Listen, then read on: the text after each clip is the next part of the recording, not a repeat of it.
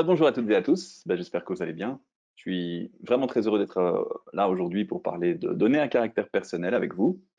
Donc mon nom est Nicolas Berthold, comme Eleanor Mijal vous l'a dit, je suis avocat au barreau de Bruxelles depuis un peu plus de 12 ans, spécialisé en propriété intellectuelle, pratique du marché et droit des données à caractère personnel.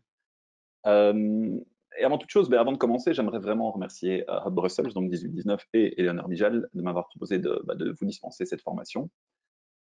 Comme vous, je pense, j'aurais préféré que cette formation puisse avoir lieu en présentiel.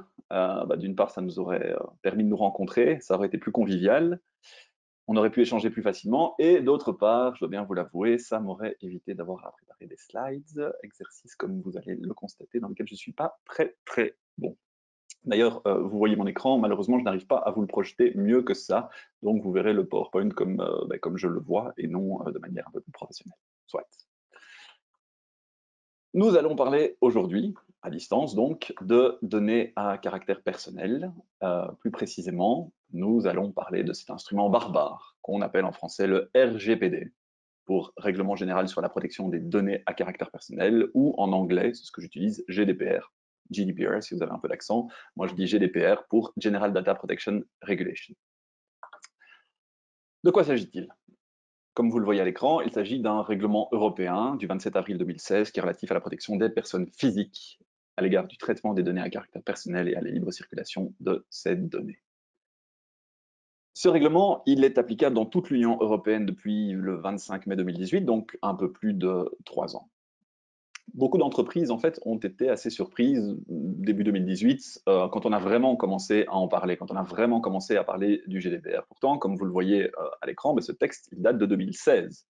Et en fait, de nombreux juristes avaient connaissance de l'existence de ce texte dès 2016. Mais dans la pratique, c'est vraiment en 2018, quand les médias s'en sont fait l'écho, que les gens ont commencé à se réveiller et à s'interroger sur la portée de ce texte, soit parce que ils étaient sensibles à la problématique de l'utilisation des données à caractère personnel, de leurs données, soit parce que, et c'est plutôt votre cas j'imagine, dans le cadre de leurs entreprises, eh bien, ils utilisaient effectivement des données à caractère personnel.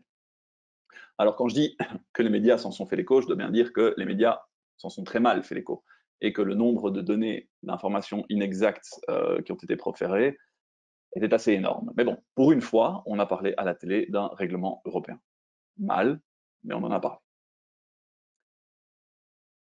J'entends souvent dire que le GDPR, c'est quelque chose de révolutionnaire.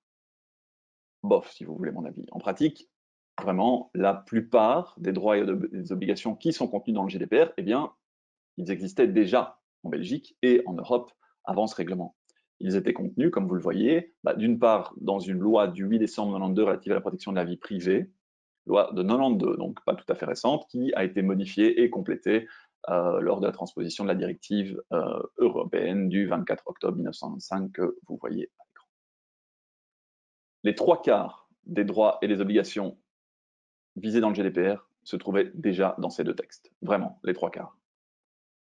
Le fait que les personnes dont on traite les données puissent avoir accès à leurs données, puissent s'opposer au traitement de leurs données, puissent rectifier les erreurs qui sont contenues dans le traitement de leurs données, etc., etc. Autant de droits dont je parlerai plus tard, rassurez-vous.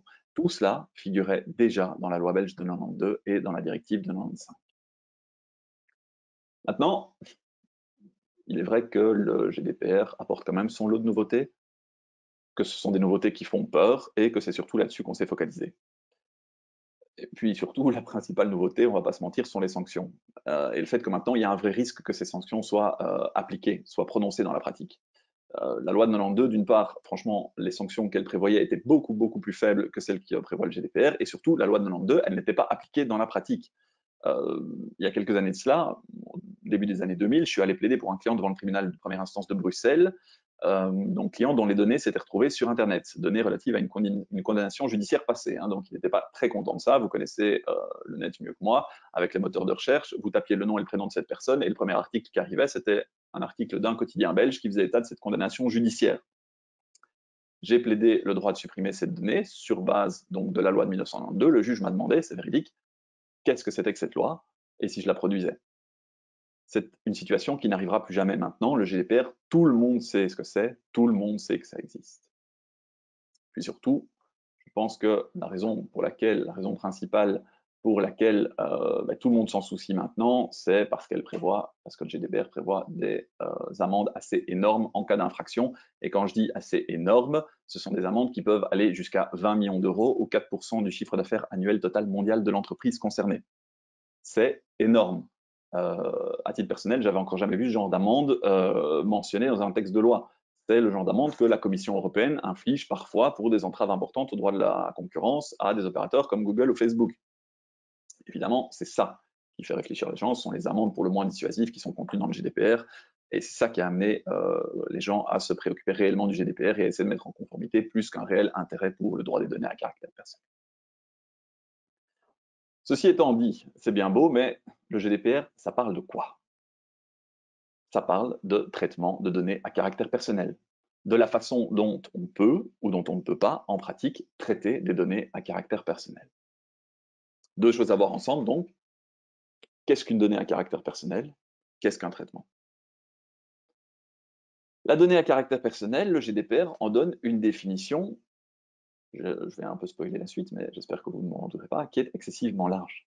Donnée à caractère personnel, c'est toute information se rapportant à une personne physique identifiée ou identifiable.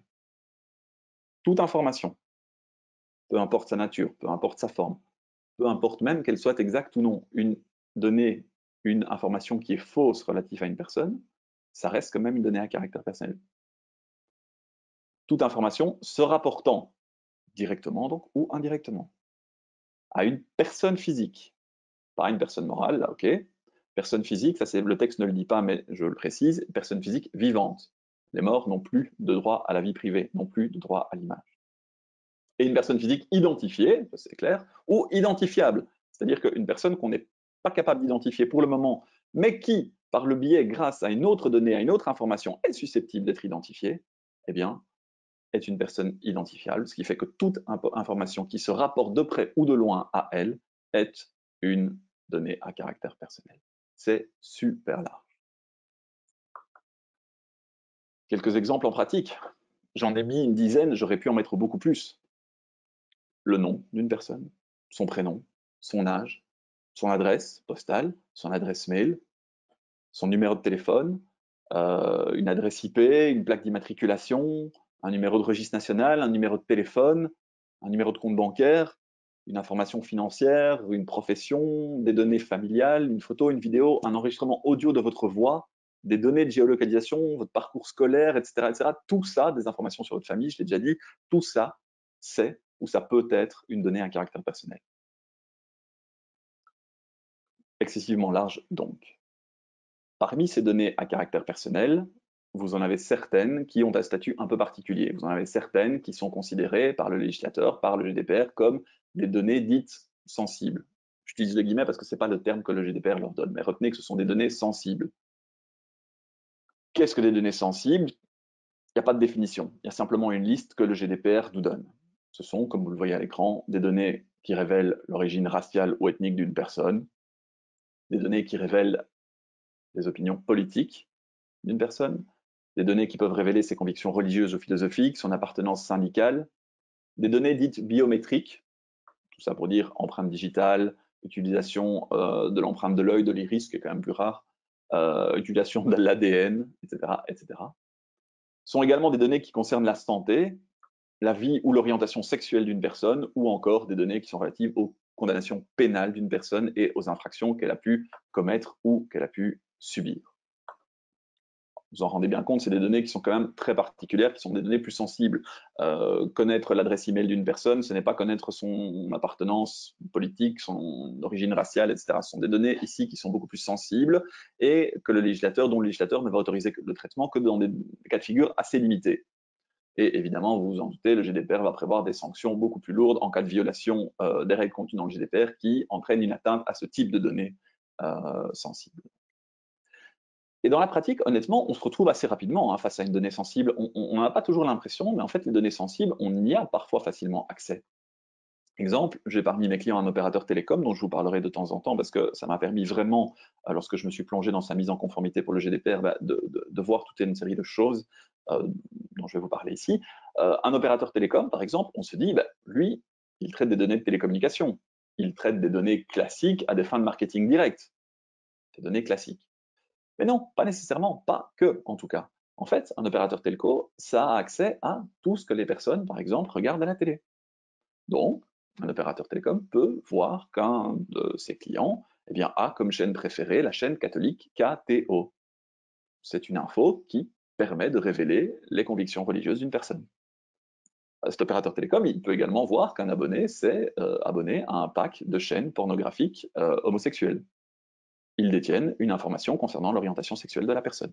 On tombe donc assez vite dans le cadre on tombe assez vite sur des données sensibles et il faut vraiment faire attention à cela parce que, comme je vous l'ai dit, les traitements sont limités par le GDPR et les sanctions en cas de violation sont beaucoup plus lourdes. Données à caractère personnel, donc toute information, je vais vous donner la définition, toute information qui se rapporte directement ou indirectement à une personne physique identifiée ou identifiable, c'est excessivement large. Maintenant, il y a un deuxième volet à la pièce. Le GDPR parle de traitement de données à caractère personnel. Qu'est-ce qu'un traitement? Vous le voyez, toute opération ou tout ensemble d'opérations qui sont effectuées ou non à l'aide de procédés automatisés et appliqués à des données ou à des ensembles de données à caractère personnel. À nouveau, c'est aussi super large. C'est aussi extrêmement large et pratiquement chaque manipulation d'une donnée à caractère personnel est un traitement de données à caractère personnel. Et ce que je mets dans la slide est tout à fait exact.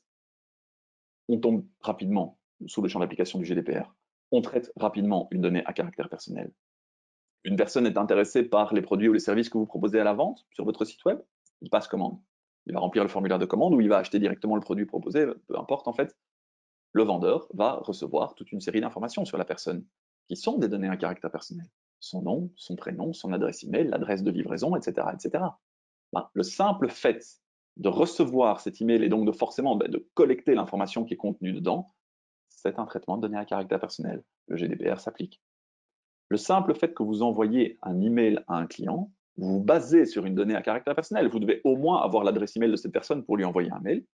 Vous utilisez une donnée à caractère personnel, vous la traitez, vous tombez sous le champ d'application de ce règlement.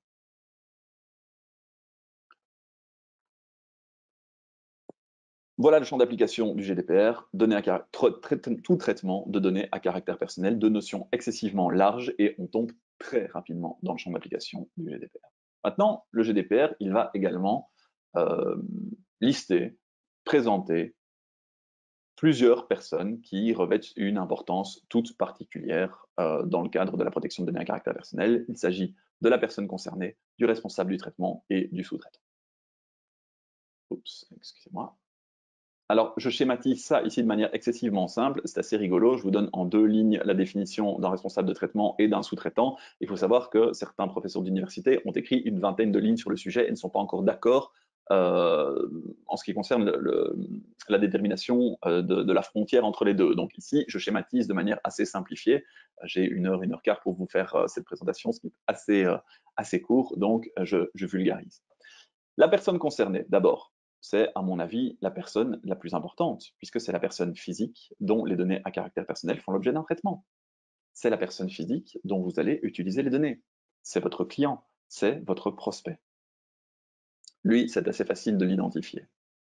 Vous avez deuxième personnage important visé par le GDPR, le responsable de traitement. Définition que donne le GDPR, personne physique ou morale, autorité publique, service ou autre organisme qui, seul ou conjointement avec d'autres, détermine les finalités et les moyens du traitement. Ça, c'est le langage juridique. Concrètement, c'est qui? C'est la personne qui va déterminer les finalités et les moyens du traitement. C'est la personne qui veut utiliser à son profit des données à caractère personnel. Pour vous donner un exemple, c'est l'entreprise qui veut envoyer une newsletter à ses clients ou à des prospects pour les informer de ses promotions ou de ses nouveaux produits ou de ses nouveaux services. Et puis, dernière personne vraiment d'importance primordiale dans le cadre du GDPR, le sous-traitant. Traitant, de nouveau, définition légale donnée par le GDPR, personne physique ou morale, autorité publique, service ou autre organisme qui traite des données à caractère personnel pour le compte du responsable de traitement. C'est une société, une entreprise ou une personne physique, mais ça c'est quand même beaucoup plus rare, qui va participer au traitement de données à caractère personnel, mais pas pour elle-même. Elle le fait pour le compte, pour le responsable de traitement. Pour vous donner un exemple, c'est l'entreprise qui va générer l'envoi de newsletters pour le compte d'une autre entreprise qui est le responsable du traitement. Ça peut être aussi l'entreprise de call center que vous mandatez pour démarcher vos clients. Ou encore, je vais arrêter avec les exemples, mais l'entreprise qui commercialise des adresses email qu'elle a obtenues légalement, hein, et qui va vous permettre de vous constituer une base de données pour démarcher des clients potentiels. Pourquoi je m'amuse à préciser qu'il va vous commercialiser des adresses email qu'elle a obtenues légalement? Parce que malheureusement, il y a un business qui est en train de se développer depuis, pas 2018, mais depuis 2019, depuis en tout cas que le GDPR est entré en vigueur et qui est très florissant et qui consiste en fait à revendre d'importantes bases de données clients, donc attractives pour les entreprises, mais qui en fait sont des bases de données clients, donc des adresses mail, des numéros de téléphone, etc., qui ont été obtenues de manière illicite. Donc faites attention également quand vous achetez ce genre de base de données client, vérifiez et obtenez toutes les garanties dans votre contrat de ce co-contractant que ces données ont été obtenues de manière licite, sinon ça peut vous être reproché également. Ces 3 personnes, on ne va pas se mentir, il y en a une qui a des droits et les 2 autres des obligations. Vous l'aurez deviné, la personne qui a des droits, c'est la personne concernée et les 2 personnes qui ont des obligations, ce sont le responsable du traitement et le sous-traitant. On va en parler, mais avant cela, je m'en voudrais de ne pas aborder avec vous une 4e personne, une 4e entité qui est visée par le GDPR et qui est également très importante. C'est l'autorité de contrôle. En Belgique, l'autorité de contrôle, elle a un nom, c'est l'autorité de protection des données, ou APD pour les intimes. Est-ce que je dois vraiment vous la présenter? Je ne sais pas, vu qu'elle est sous les feux de la rampe, qu'elle fait l'actualité en ce moment, elle s'en passerait bien, on est d'accord, parce qu'elle elle est sous les feux de la rampe, pas pour une bonne raison, mais parce que on considère que ses membres manquent de l'indépendance qui est nécessaire pour exercer sa mission. C'est un organisme qui est quand même censé vérifier, assurer la sécurité et le bon traitement des données à caractère personnel de tous les citoyens du royaume, et qui est censé donc le faire en toute indépendance. Or, on se rend compte que plusieurs de ses membres, dont un certain Frank Robben, dont vous avez peut-être entendu parler, eh bien, ont des mandats gouvernementaux, ont des prises de participation dans des entreprises privées qui sont en lien, enfin, dont le business, le core business est le traitement de données à caractère personnel. Soit, la Belgique est le premier État européen à avoir fait l'objet d'une procédure d'infraction au GDPR mise en œuvre par la Commission européenne. Donc, pour ceux qui aiment le foot, à défaut pour le moment d'être championne d'Europe, la Belgique est donc la première en Europe à faire l'objet d'une procédure d'infraction mise en œuvre par la Commission européenne, infraction donc au GDPR. On se rassure comme on peut. L'autorité de protection des données, que fait-elle? Comme vous le voyez, pouvoir d'investigation, c'est son premier rôle, c'est l'APD, l'autorité de protection des données, qui va investiguer, qui va contrôler dans la pratique le respect du RGPD par les entreprises. Comment est-ce qu'elle va agir? Comment est-ce qu'elle va mettre en œuvre ce pouvoir d'investigation, soit d'initiative, soit sur dénonciation. Et on ne va pas se mentir, dans la pratique, elle agit plus souvent sur dénonciation que d'initiative. Dénonciation de qui? Par exemple, d'un ex-employé que vous auriez licencié, qui est mécontent et qui connaît les failles niveau sécurité, qui sait que vous stockez des données ou des données à caractère sensible sans vraiment vous soucier de verrouiller ça par des mots de passe ou de limiter l'accès à tel ou tel type d'employé. Dénonciation d'un client aussi, hein, qui serait mécontent de recevoir sans cesse votre newsletter, des emails promotionnels, etc., alors qu'il a tenté 10 fois de se désinscrire et qui vous a même écrit spécifiquement pour ce faire sans que vous donniez suite. Heureusement pour les entreprises, l'APD ne sait pas être partout, elle est en sous-effectif, mais alors manifeste, si vous comparez ça avec les autorités de contrôle des autres pays européens, encore une fois, on peut avoir honte, c'est gênant, ça fait peine à voir. Et donc pour le moment, en fait, ce qu'elle fait, c'est qu'elle choisit ses combats. Elle va choisir ses chevaux de bataille. Elle va choisir des secteurs d'activité particuliers qu'elle va examiner avec plus d'attention que d'autres. En l'occurrence, pour le moment, c'est le secteur des télécommunications et le milieu médical.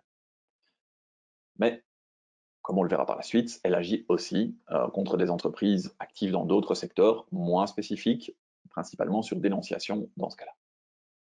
Pouvoir d'investigation, mais également, comme vous le voyez, pouvoir de sanction. Et ça, c'est un élément qu'à titre personnel, je trouve assez préoccupant. Outre le fait que c'est l'APD qui investigue, qui contrôle les entreprises, c'est aussi elle qui va sanctionner les entreprises en cas de manquement au GDPR. Elle est donc juge et partie. C'est un bel exemple de séparation des pouvoirs. Vous êtes jugé par la personne qui vous a contrôlé et qui a décrété que vous étiez en infraction. Je préfère trop ne pas commenter, je pense que pour une fois, il vaut mieux que je me taise. Heureusement, si vous êtes contrôlé par l'APD, si vous êtes sanctionné par l'APD, un recours est possible. Et ce recours, vous l'exercez devant le pouvoir judiciaire, vous l'exercez devant la Cour d'appel de Bruxelles, qu'on appelle pour l'occasion la Cour des marchés, dont les décisions sont, comme toujours, susceptibles d'un pourvoi en cassation. Et dans la pratique, honnêtement, les décisions de l'APD, elles sont très souvent réformées. Donc, ça vaut vraiment la peine de tenter sa chance devant la Cour d'appel de Bruxelles quand on est sanctionné par l'APD, puisque la Cour d'appel de Bruxelles constate très fréquemment qu'en réalité, l'autorité de protection des données, elle sanctionne une entreprise pour violation du GDPR, mais sans expliquer vraiment en quoi consiste l'atteinte. Elle dit, ah oui, je constate que vous avez stocké ces données comme ça, c'est une infraction au GDPR. Je caricature évidemment, mais en tout cas, le défaut de motivation est très souvent sanctionné par la Cour d'appel de Bruxelles, qui réforme fréquemment les sanctions prononcées par l'autorité de protection des données. Voilà pour les principaux intervenants, pour les personnes, oui, on va dire les plus importantes qui sont visées par le GDPR. Passons maintenant aux principes clés. On ne peut pas viser avec vous tous les principes aujourd'hui dégagés par le GDPR, mais les principes clés que le GDPR instaure. Je vous l'ai dit, je pense, en commençant cette introduction, le GDPR fait un peu peur aux gens. Certains ont même l'impression qu'en réalité, on ne peut plus utiliser, on ne peut plus traiter aujourd'hui des données à caractère personnel. C'est évidemment pas le cas. Simplement, le GDPR va mettre en place toute une série de règles pour s'assurer que le traitement des données à caractère personnel ne se fasse pas n'importe comment, en fait. Comme c'était, on doit bien le constater, trop souvent le cas auparavant. En 2018, quand j'ai vraiment dû m'employer à aider des clients pour se mettre en conformité avec le GDPR, je peux vous dire que j'en ai vu de belles. De nouveau, un opérateur téléphonique, un opérateur télécom, dont je dirais le nom, dont certains employés s'amusaient à taper dans leur système informatique des mots-clés à caractère sexuel pour lire les SMS correspondant, utilisant ces mots-clés des utilisateurs de cet opérateur télécom. Parce que vous le savez ou vous ne le savez pas, les opérateurs télécoms ont l'obligation de conserver certaines données un certain temps, dont les SMS, et donc certains employés s'amusaient, puisqu'ils avaient l'accès, alors que rien ne le justifiait, ils avaient accès à ces SMS, tapaient des mots-clés à caractère sexuel pour s'amuser et les lire entre eux. Autre exemple de dérive, vous aviez une entreprise qui stockait des données, dont des données sensibles, à plusieurs endroits différents dans son entreprise, sur des serveurs, sur des clés USB, sur des ordinateurs, sur des disques durs, évidemment sans être répertoriés, évidemment non protégés par un mot de passe, non protégés par un log, et accessible à tous les employés de la boîte sans passe, donc sans log, et sans qu'il ne soit possible donc de déterminer qui y avait accès et comment. Ça, c'est deux exemples parmi d'autres, j'aurais pu en citer, mais ils sont peut-être moins parlants. Et rien que parce que ces dérives existaient, non seulement existaient, mais en plus étaient monnaie courante, eh bien l'idée de mettre un peu d'ordre se justifiait. Et l'existence du GDPR, à mon sens, se justifie. Le seul souci, ça je n'aborderai pas vraiment, j'en parlerai 2 minutes lors de la conclusion. Le seul souci, c'est qu'en réalité, le GDPR, il va poser des principes, il va donner des droits aux personnes concernées, il va imposer des obligations aux responsables de traitement et aux sous-traitants qui sont, à mon sens, déraisonnables. Pourquoi? Parce que l'objectif principal du GDPR, c'était de lutter contre les dérives dans le traitement des données à caractère personnel dans le chef des GAFAM, les Google, Amazon, Microsoft, Facebook, Apple, qui, eux, abusaient vraiment de leur position dominante pour traiter vos données à caractère personnel de manière absolument scandaleuse. Le problème, c'est que le règlement va s'appliquer de manière pratiquement identique à toutes et tous. Et ce GDPR va donc imposer quasiment les mêmes obligations aux GAFAM et aux PME et aux indépendants. Donc, malheureusement, il y a certaines dérives. Mais sur le principe, l'instauration du GDPR et l'instauration d'une protection renforcée du droit des données à caractère personnel, honnêtement, je ne peux qu'y souscrire vu les dérives. Je vais voir avec vous donc certains principes clés qui sont dégagés par le GDPR. Je vous en cite quelques-uns ici. Le premier, c'est le principe de licéité, de loyauté et de transparence. L'idée derrière, en fait, ce triple principe, c'est que vous devez, j'invente rien, traiter les données à caractère personnel de manière licite, loyale et transparente. Licite, ça veut dire quoi? Ça veut dire que vous devez traiter les données à caractère personnel que vous avez conformément aux finalités de traitement dont je parlerai tout après et conformément au GDPR. Ce qui est somme toute assez logique. L'idée de loyauté est plus intéressante, c'est de dire que le responsable de traitement doit être loyal dans son traitement. C'est de dire qu'il doit agir en bon père de famille. Il doit traiter les données à caractère personnel des tiers comme il aimerait qu'on traite les siennes. Et le responsable de traitement, il doit également être transparent. Il doit expliquer aux personnes concernées comment il va traiter leurs données à caractère personnel et pourquoi. Comment va-t-il, ce responsable de traitement, mettre en œuvre ce principe de licéité, de loyauté et surtout de transparence? Grâce à un outil dont vous avez toutes et tous entendu parler, c'est la politique vie privée, En anglais, on parle de privacy policy. La privacy policy est un outil véritablement important parce que c'est vraiment le premier outil qu'on voit, c'est le premier outil qui permet de déterminer que, je ne vais pas dire que vous êtes en conformité avec le GDPR, mais que vous êtes bien au courant qu'il y a certains droits et certaines obligations que le GDPR implique. La politique vie privée, c'est un outil importantissime, c'est un outil qui doit être, comme je le mets, accessible facilement.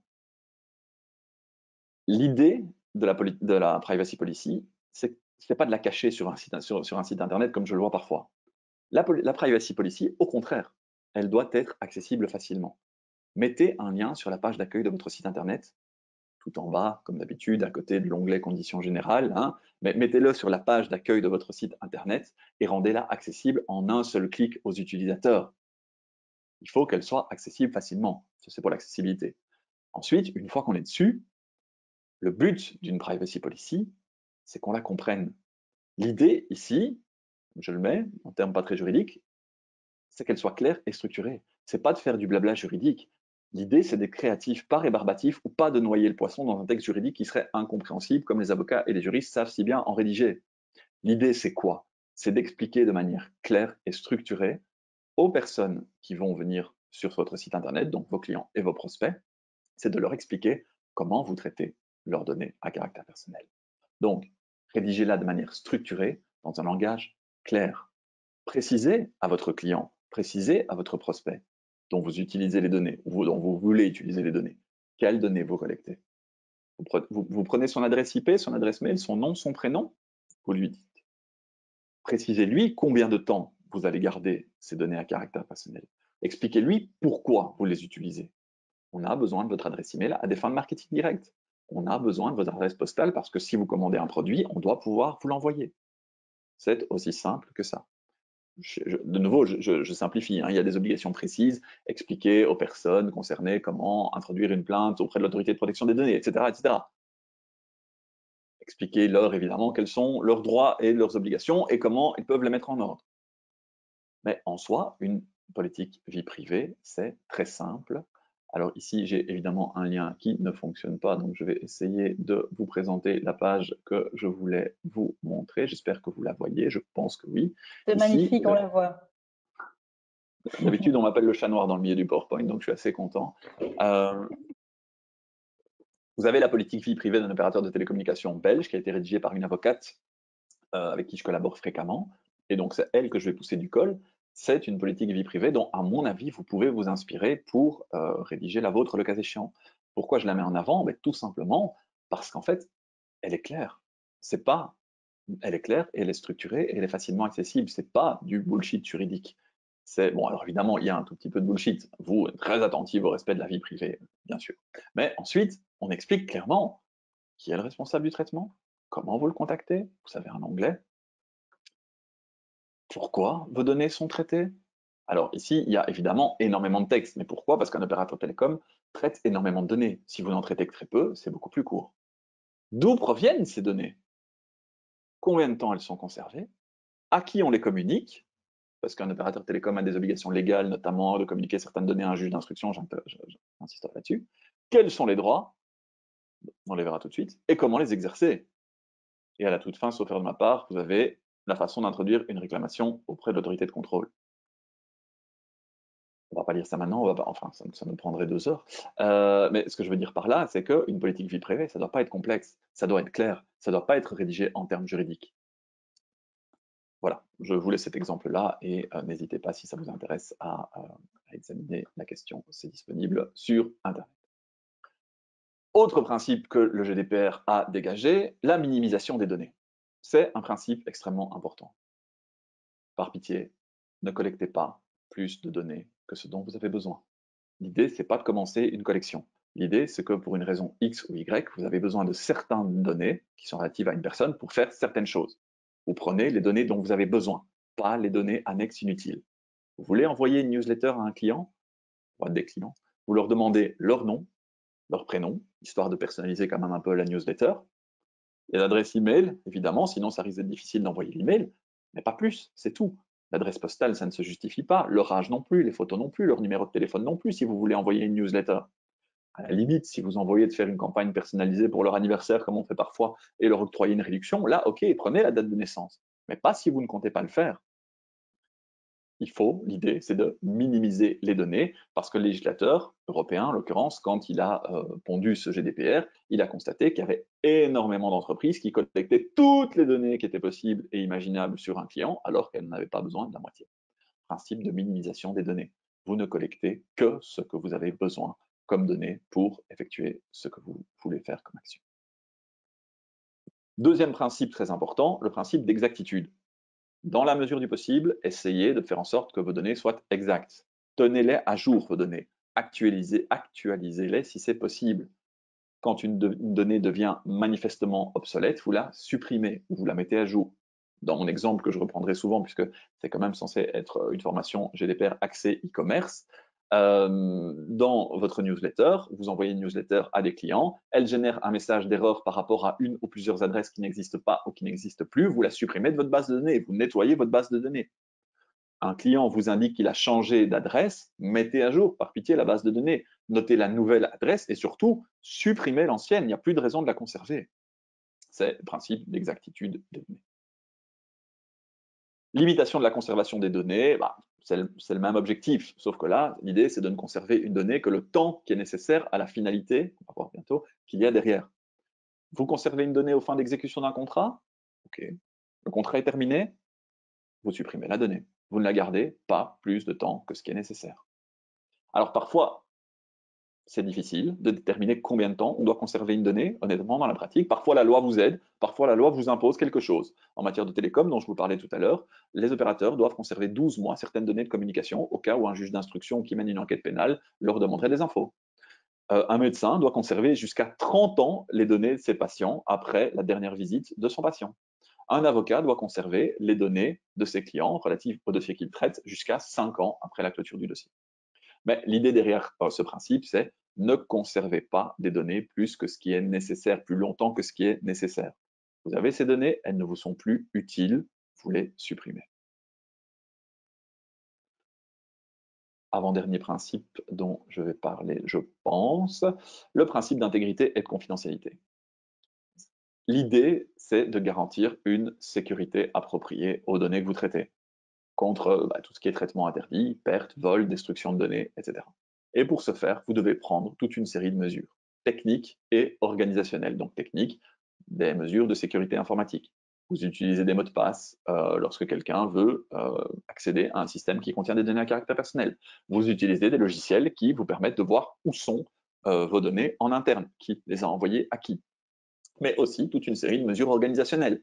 Vous devez développer des process pour vous assurer de qui aura accès à quelles données. Utilisez des logs pour permettre de vous assurer quels employés se connectent à quel moment sur les serveurs qui contiennent des données à caractère personnel, etc., etc.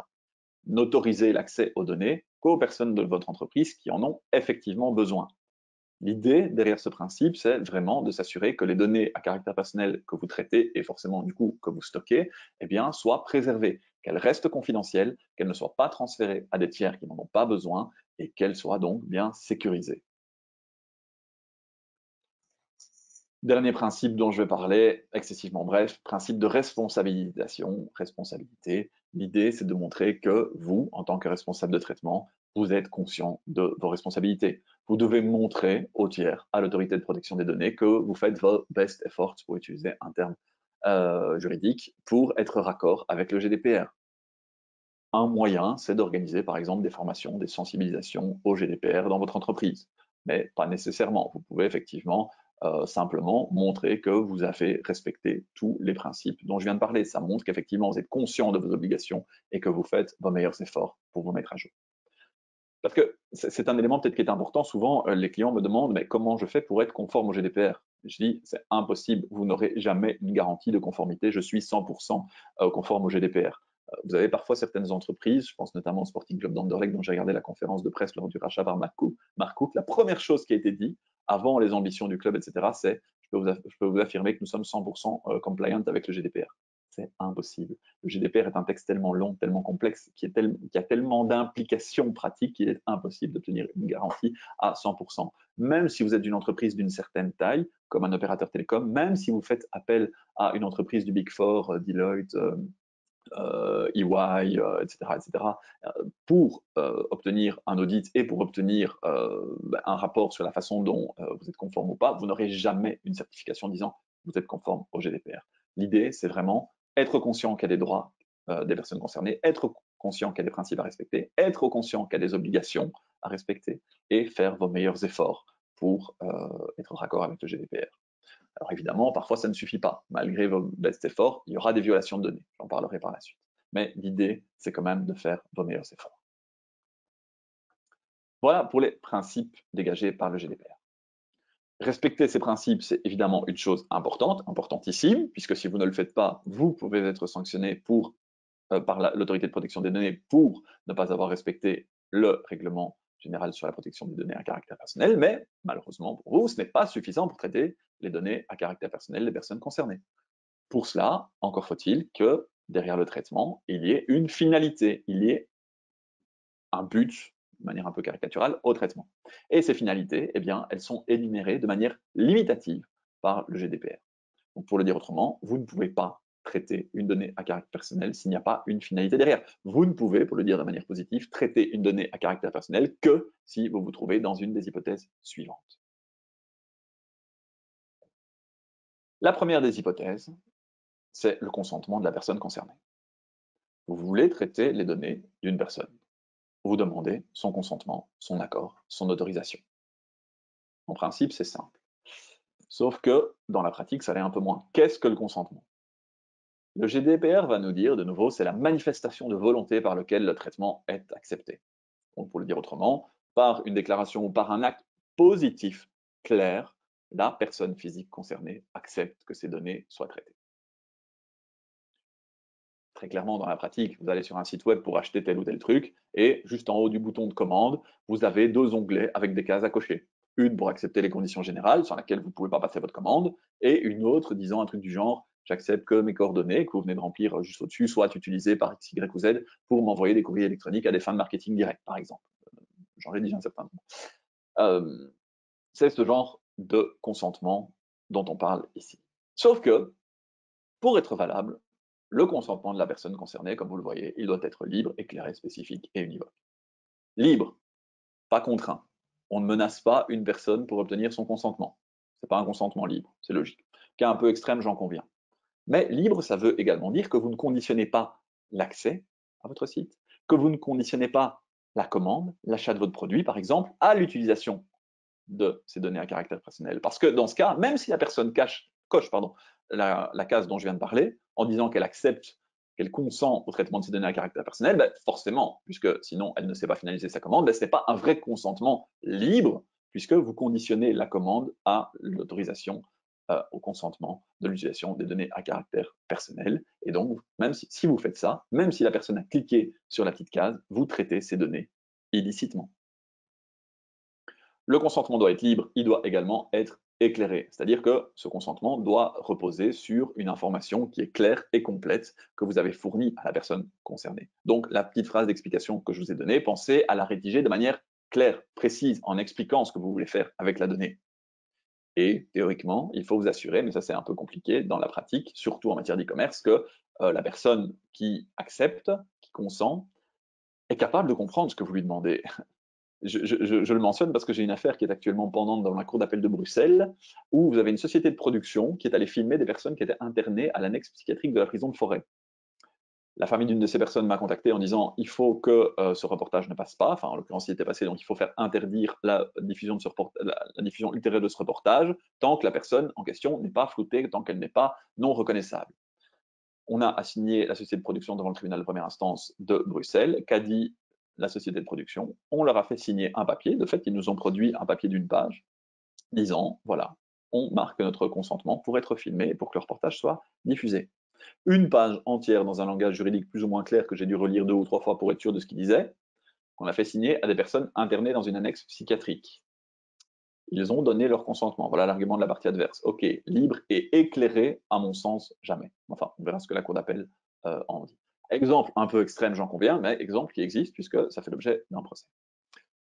Consentement libre, consentement éclairé, consentement spécifique. Attention, hein, quand vous voulez obtenir le consentement d'une personne pour traiter ses données, le consentement ne peut pas être global. Ça doit être un consentement par lequel la personne concernée va dire oui, je consens à l'utilisation de telle ou telle donnée à telle ou telle fin.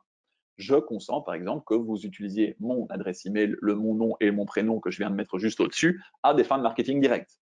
Oui, je consens à ce que vous me téléphoniez pour me proposer vos nouveaux services. Ça, OK.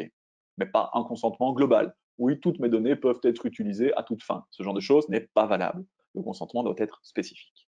Et enfin, dernière chose, même si le consentement doit être univoque, c'est pas la même chose qu'éclairé, mais c'est un peu la même idée, c'est qu'il faut que le consentement qui est donné par la personne ne puisse pas s'interpréter autrement que comme étant un OK, un go clair de la part de la personne concernée. J'insiste pas là-dessus, retenez simplement que le consentement, c'est une finalité qui est intéressante. Vous obtenez l'autorisation de la personne concernée, c'est clair, vous pouvez traiter ces données, mais il y a un énorme inconvénient, c'est que la personne qui est concernée, qui a donné son consentement, peut à tout moment retirer son consentement. Peut à tout moment dire, ouais, ok, je vous ai dit que j'acceptais que vous traitiez mes données perso, mon nom, mon prénom, mon mail pour m'envoyer une newsletter. Mais à tout moment, elle peut vous dire, stop, c'est fini. Vous retirez son consentement et vous n'avez rien à dire. Vous n'avez plus le droit d'utiliser ces données. Il faut en être conscient, hein, quand on utilise le consentement comme base légale, comme finalité pour traiter des données à caractère personnel d'une personne. Heureusement, ce n'est pas le seul moyen de traiter les données à caractère personnel d'une personne. Vous pouvez également traiter les données à caractère personnel d'une personne si ce traitement est nécessaire à l'exécution d'un contrat.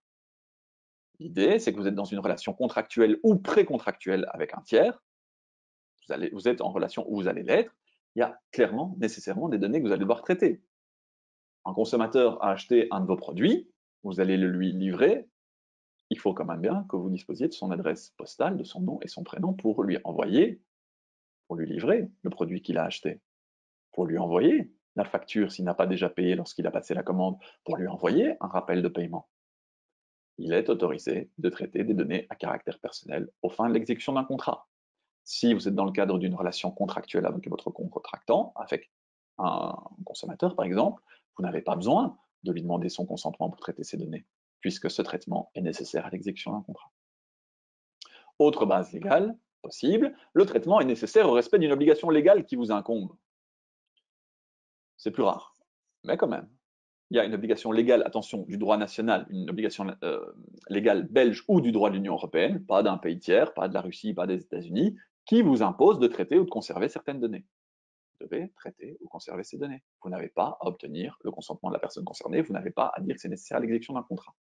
Exemple, donc de nouveau les télécoms, désolé, la loi du 13 juin 2005 en matière de télécommunications, qu'est-ce qu'elle dit? Les opérateurs télécoms doivent conserver des données de communication pendant 12 mois afin de les transmettre à un juge d'instruction s'il en formule la demande dans le cadre d'une enquête pénale. Il n'y a rien à dire. L'opérateur télécom, il n'a pas le choix. Il a une obligation légale de traiter et de conserver des données à caractère personnel. Il peut le faire. Autre exemple peut-être plus commun, le directeur RH d'une entreprise a une obligation légale d'envoyer certaines données, relatives évidemment aux salariés, à l'ONSS. C'est un traitement de données à caractère personnel. Oui, mais il est nécessaire parce qu'il y a une obligation légale qui s'impose à l'entreprise de le faire. Le traitement est autorisé. Oups, sorry. Autre base, le traitement est nécessaire à la sauvegarde des intérêts vitaux de la personne concernée ou d'un tiers. Bon, honnêtement, dans la pratique, c'est pas ça que vous devriez rencontrer comme finalité. Encore qu'on ne sait jamais. L'idée, c'est que si vous ne traitez pas des données à caractère personnel, il y a quelqu'un qui risque de mourir. Dans la pratique, vous allez me dire, de nouveau, c'est un peu limite comme exemple. Non. L'exemple traditionnel qui était donné pour justifier ce fondement, c'est les pompiers. Une école brûle, les pompiers ont fait sortir les élèves, ils demandent la liste des élèves au directeur pour s'assurer qu'ils ont bien fait sortir tout le monde. Le directeur va pas dire non, non, il faut demander aux parents leur consentement, vous êtes sûr que c'est nécessaire. Non, non, c'est l'intérêt vital de la personne concernée. Des personnes concernées, ou là en l'occurrence de tiers, on peut utiliser les données, on peut transmettre la liste des élèves, même si c'est une donnée sensible, à en l'occurrence les pompiers, pour s'assurer qu'il a fait sortir tout le monde. Autre exemple, vous êtes fait renvoyer par une voiture, on vous amène à l'hôpital, il faut votre groupe sanguin, on ne va pas attendre que vous vous réveillez pour vous dire ça va, quel groupe sanguin, est-ce qu'on peut. Non, on va prendre votre carte, si vous l'avez, on va examiner votre dossier médical, on va traiter des données à caractère personnel, des données sensibles même qui vous concernent, on le fait sans votre accord, sans votre consentement ou quoi. Pourquoi? Parce que c'est dans votre intérêt vital. C'est clair que dans le monde de l'entreprise, c'est moins fréquent. Traitement nécessaire à l'exécution d'une mission d'intérêt public. Encore une fois, je n'insiste pas trop là-dessus parce que ça ne devrait pas trop vous concerner. Une entreprise a une mission d'intérêt public, la STIB, la SNCB, que sais-je, elle peut se fonder sur cette base-là pour traiter des données à caractère personnel de tiers, par exemple de ses clients, sans avoir à rechercher d'autres bases. La STIB n'a pas à demander le consentement de ses clients pour traiter certaines données à caractère personnel parce que ça relève de l'exécution de sa mission d'intérêt public. La dernière, par contre, là, je vais vous en parler un tout petit peu plus longuement, c'est le traitement de données à caractère personnel qui est nécessaire à l'intérêt légitime du responsable du traitement ou d'un tiers. Je l'appelle parfois la finalité fourre-tout, parce que c'est celle que les entreprises ont tendance à le plus utiliser. Le consentement également, mais comme je vous l'ai dit, d'une part, il faut un acte positif, et d'autre part, la personne concernée peut retirer à tout moment son consentement, donc c'est souvent cette finalité-là, de traitement nécessaire à l'intérêt légitime du responsable du traitement, qui sera invoquée pour traiter des données à caractère personnel. L'idée, c'est qu'effectivement, vous avez le responsable de traitement qui poursuit un objectif et dans le cadre de cet objectif, a besoin de traiter des données à caractère personnel de tiers. Il peut le faire dans ce cas-là, sauf si les intérêts et les libertés ou les droits fondamentaux de la personne concernée prévalent. Pour le dire autrement, on fait une balance des intérêts entre, d'un côté, l'intérêt d'une entreprise à utiliser les données caractère personnel d'une personne physique et l'intérêt légitime de cette personne physique à voir ces données ne pas être traitées à cette fin. Comme je le mets dans les slides, il y a une grosse tentation donc, pour les entreprises d'utiliser cette finalité de manière systématique. C'est vrai. Maintenant, c'est loin d'être interdit. Par exemple, le marketing direct et le profilage. Le marketing direct, donc la publicité ciblée à l'égard personnalisée à l'encontre du consommateur, eh bien, est considéré de manière quasi unanime comme relevant de l'intérêt légitime d'une entreprise. Utiliser des données à caractère personnel obtenues licitement à ces fins-là est considéré comme conforme au GDPR, grosso modo. Et ici, je vais quand même me permettre de faire un petit aparté. Je vais vous parler de quelque chose qui concerne pas directement le GDPR, encore que, puisque l'idée c'est que marketing direct, vous envoyez des publicités ciblées à vos clients ou à des prospects. Ça veut dire que quand même, vous utilisez des données à caractère personnel. Mais je dis que c'est un peu un petit aparté, c'est un peu en dehors, parce qu'en fait, c'est surtout les règles de protection du consommateur, le livre 6 du Code de droit économique, qui s'applique ici. Je voulais vous en parler parce que je me suis rendu compte que beaucoup d'entreprises contactent leurs clients ou leurs prospects un peu n'importe comment et se rendent coupables d'atteinte au livre 6 du Code de droit économique. Donc je me suis dit, pourquoi ne pas faire un petit tableau qui permet de déterminer de manière un peu plus claire la façon dont il est possible de contacter ses clients. Et je vous ai fait ce petit tableau. Je suis assez fier du résultat parce que même un tableau pour moi sur Excel ou sur PowerPoint, c'est un petit exploit en soi. Pouvez-vous contacter vos clients ou vos prospects par téléphone? Oui, par téléphone pour des clients et pour des prospects, vous pouvez. Sauf, vous devez arrêter au moment si ces clients ou ces prospects font opposition, vous disent attention, stop, maintenant, je ne veux plus que vous me contactiez par ce biais-là, ou, c'est un élément spécifique qui est prévu dans le Code de droit économique pour les appels téléphoniques, s'inscrivent sur la liste Ne m'appelez plus. C'est une liste qui est prévue par le Code de droit économique, qui est gérée par le SPF Économie, et auquel les personnes physiques peuvent s'inscrire s'ils en ont marre, pour le dire clairement, d'être dérangés par des personnes à des fins de démarchage. Donc oui, par principe, sauf si opposition, ou sauf si elle s'inscrit sur la liste Ne m'appelez plus.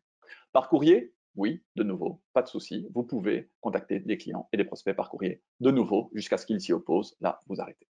Le mail, oui, des clients, non pour des prospects. Oui pour des clients si vous avez bien proposé ce qu'on appelle l'opt-out, donc une phrase que je vais vous montrer par la suite dans laquelle un client dit oui, ne coche pas une phrase disant qu'il ne souhaite pas que vous traitiez ces données. Et de nouveau, sauf s'il fait opposition. Pour des prospects, c'est toujours non, sauf si vous obtenez son consentement express sous forme d'opt-in, j'en parlerai plus tard. Et là, vous avez une info à lui donner pour expliquer comment vous avez obtenu ces données, parce que c'est un prospect. À la base, vous n'êtes pas censé avoir ces données. Et de nouveau, il y a toujours cette possibilité d'opposition. Et pour ce qui concerne les SMS WhatsApp, parce que bienvenue au XXIe siècle, oui, de nouveau, même règle que pour les emails. Exactement, même règle que pour les emails. Pour les réseaux sociaux, de nouveau, oui, vous pouvez contacter tant un client qu'un prospect sur les réseaux sociaux, si tant est qu'il ne fasse pas opposition. Bon, voilà. Un opt-in, c'est quoi? Vous l'avez déjà vu 1000 fois, hein, c'est une phrase positive à cocher du type j'accepte que mes coordonnées soient utilisées par X, Y ou Z pour m'envoyer des courriers électroniques à des fins de marketing direct. Et l'opt-out, c'est le contraire. Je ne souhaite pas que mes coordonnées soient utilisées par X, Y ou Z pour l'envoi de courriers électroniques à des fins de marketing direct avec la petite case, qui est à cocher. D'ailleurs, ça m'a amusé parce que hier, j'ai réservé des tickets pour Aqualibi avec ma fille. Et en l'occurrence, vous voyez, quand j'y étais, j'ai quand même pensé à dégager mon code postal, mon mobile et mon mail. J'ai dû accepter les conditions générales, bien sûr, mais il y avait cette petite phrase que je pouvais cocher si je voulais être ennuyé par une newsletter. Évidemment, je ne l'ai pas coché. Voilà. Oui, donc j'en reviens quand même au cours normal de cette présentation, à l'intérêt légitime. Donc, pour vous dire une dernière chose, oui, avant de parler des droits de la personne concernée, une dernière petite chose, l'intérêt légitime n'est jamais admis quand on est face à un mineur. Traiter des données à caractère personnel de personnes mineures n'est jamais considéré comme relevant de l'intérêt légitime d'une autre. Oui, et encore dernière remarque, pardon, mais j'ai oublié de vous en parler. Concernant toutes ces finalités, il y a un autre principe dont je ne vous ai pas parlé lorsque je parlais des principes généraux dégagés par le GDPR, mais qui est ici important, c'est le principe de limitation des finalités. En fait, c'est vrai qu'il n'est pas exclu dans la pratique qu'un traitement de données à caractère personnel puisse se fonder sur plusieurs finalités, mais généralement, l'idée, c'est de dire ne les multipliez pas. Attention, l'idée, c'est d'être précis et d'indiquer clairement quelle finalité vous souhaitez, sur laquelle vous souhaitez vous fonder pour traiter une donnée. En général, vous devez choisir une finalité. Ne pensez pas que vous serez mieux protégé en les multipliant. Ce n'est pas ça du tout l'idée. L'idée, c'est de choisir une finalité. La vraie, c'est d'expliquer clairement au client pour quelle raison, pour quelle finalité vous traitez ces données. Bon, évidemment, autre élément important que le GDPR met en œuvre, outre les principes donc généraux, outre les finalités de traitement, c'est le fait que la personne concernée, donc la personne dont vous traitez les données, eh bien, elle a des droits. Après tout, c'est normal que les personnes concernées par le traitement de données à caractère personnel aient des droits. Ce sont leurs données qui sont traitées, des données qui ont trait à leur vie privée. Ce sont leurs adresses mail, leur nom, leur prénom qui sont utilisés pour envoyer un mail. C'est leur adresse postale qui est utilisée pour leur adresser un courrier. Les personnes ont donc certains droits. Les personnes qui sont concernées par le traitement de données à caractère personnel ont certains droits. Notamment un droit d'accès, droit qui, comme je vous l'ai dit, existe depuis 1992 en Belgique. Une personne concernée a le droit d'interroger le responsable du traitement pour savoir si elle a des données le concernant et, le cas échéant, quelles données elle a. C'est un droit qui est excessivement large et difficile à satisfaire dans la pratique parce que vous, responsable du traitement, vous devez aller voir dans votre système et être capable de donner à la personne concernée copie des données que vous avez sur elle. Alors évidemment, si la demande qui est faite est trop vague, vous avez la possibilité de le préciser, mais c'est difficile à mettre en œuvre, d'autant que c'est un droit qui est gratuit. Vous devez gratuitement fournir une copie des infos que vous avez à la personne concernée, si elle en fait la demande, pas d'initiative évidemment, et sauf s'il y a abus. Si c'est une personne qui 3 fois par mois va vous demander qu'est-ce que vous avez sur moi, qu'est-ce que vous avez sur moi, qu'est-ce que vous avez sur moi, vous l'avez donné une fois, ça va, ça suffit, vous êtes en droit de refuser. Sinon, non. Et vous avez 1 mois pour les donner, ces données. Pour les donner, ces données. Si ça vous amuse, n'hésitez pas à le faire avec Facebook, par exemple. Moi, j'ai ennuyé Facebook avec ça. Donc, vous voyez, ça, c'est une capture d'écran de ma page Facebook. Vous allez dans Paramètres, Informations Facebook, puis Télécharger ou accéder à vos infos ou télécharger nos informations. Et vous voyez toutes les informations, toutes les données à caractère personnel que Facebook a sur vous. On va être honnête, c'est flippant. Toutes vos conversations Messenger, toutes vos photos, tous vos contacts, tous les groupes que vous avez likés, et ce depuis votre inscription. Moi, ça m'a fait flipper. Enfin, autre droit dont bénéficie la personne concernée, le droit à la portabilité. C'est quoi? C'est l'idée de ne pas être enfermé, prisonnier avec une entreprise. Une personne physique contracte avec une entreprise, elle a le droit de passer à la concurrence. Et elle a le droit de demander à l'entreprise qu'elle quitte, non seulement lui demander, mais en plus de la contrainte, eh bien, de transmettre, de transférer toutes les données qu'elle a sur elle à son concurrent. Par exemple, je suis chez Proximus, je veux dégager et aller chez Telenet, j'ai le droit. Je peux demander à Proximus que toutes mes données soient transmises à Telenet pour que notamment mes préférences, mes habitudes de consommation que Proximus connaît, eh bien Telenet les connaisse également et que Telenet puisse me conseiller, me recommander des programmes qui répondent à mes goûts. C'est tout. Droit de rectification, je passe rapidement, c'est évidemment, j'ai le droit d'avoir accès à mes données, donc forcément, si je vois que certaines données sont inexactes ou incomplètes, j'ai le droit qu'on les corrige ou qu'on les complète. Je passe brièvement là-dessus. Petite anecdote, la Cour de justice de l'Union européenne, fin décembre 2017, donc avant l'entrée en vigueur du GDPR, mais comme je vous l'ai dit, c'est des droits qui existaient déjà avant. Hein. La Cour de justice de l'Union européenne a dit le droit à la rectification ne s'étend pas à la possibilité pour un étudiant, en l'occurrence c'était un comptable irlandais qui avait passé des examens pour devenir expert comptable et qui les avait foirés, ne s'étend pas, donc ce droit à la rectification ne s'étend pas au droit de rectifier des réponses inexactes données dans le cadre d'un examen ou rectifier des points qui ne vous conviendraient pas. Ça me paraissait évident, mais la Cour de justice a préféré couper court à toute polémique. Oui, il y a encore un ou deux droits dont je voulais vous parler. Le droit à l'effacement. Droit à l'effacement, dans certains cas de figure, vous avez la possibilité d'exiger qu'un responsable de traitement efface les données vous concernant. C'est si notamment il ressort que ces données ne sont plus nécessaires au traitement, que la personne a retiré son consentement ou que le traitement est illicite, mais j'insiste pas là-dessus. Vous avez aussi, dernier, je pense que je ne l'ai même pas mentionné dans les slides, honte sur moi, désolé, le droit à l'oubli, j'en ai parlé, j'insiste pas non plus là-dessus, c'est si un responsable du traitement a rendu des données publiques via un site web. Vous connaissez ça mieux que moi, vous mettez un truc sur le web, ça part et ça devient inarrêtable. Dans ce cas, non seulement une personne concernée peut s'adresser au responsable du traitement pour demander qu'il efface, mais en plus, le responsable du traitement doit faire ses meilleurs efforts auprès des personnes qui traitent la donnée avec lui, donc par exemple les moteurs de recherche, pour que tout cela soit effacé. Il y a d'autres droits moins importants, le droit à l'imitation du traitement, etc., dont je n'ai malheureusement pas le temps de parler ici avec vous, parce que je dois parler absolument avec vous des obligations auxquelles doit faire face le responsable du traitement. Non seulement, comme je vous l'ai dit, la personne concernée dont vous traitez les données a des droits, de nombreux droits sur ces données, mais en plus, le corollaire de ça, c'est que le responsable de traitement, il a des obligations à respecter, il doit faire avec certaines contraintes. À nouveau, je vais passer brièvement avec vous les plus importantes. Privacy by design and by default, c'est l'idée, en deux mots, que dès la conception d'un projet, le traitement des données à caractère personnel doit être pris en compte. Dès que votre entreprise lance une nouvelle offre, lance un nouveau produit, lance un nouveau service, lance un nouveau projet, il faut faire en sorte de mettre en place des mesures relatives au traitement des données. Des mesures pour minimiser les traitements des données, se limiter à ce qui est nécessaire et assurer leur traitement licite et sécurité. Dès le début, je conçois un projet, je dois penser, est-ce que je vais avoir besoin de données à caractère personnel? Si oui, lesquelles? Si oui, combien de temps je vais devoir les traiter? Où est-ce que je vais les garder? Où est-ce que je vais les stocker? Comment je vais les sécuriser? Voir avec l'IT comment c'est possible en pratique de faire.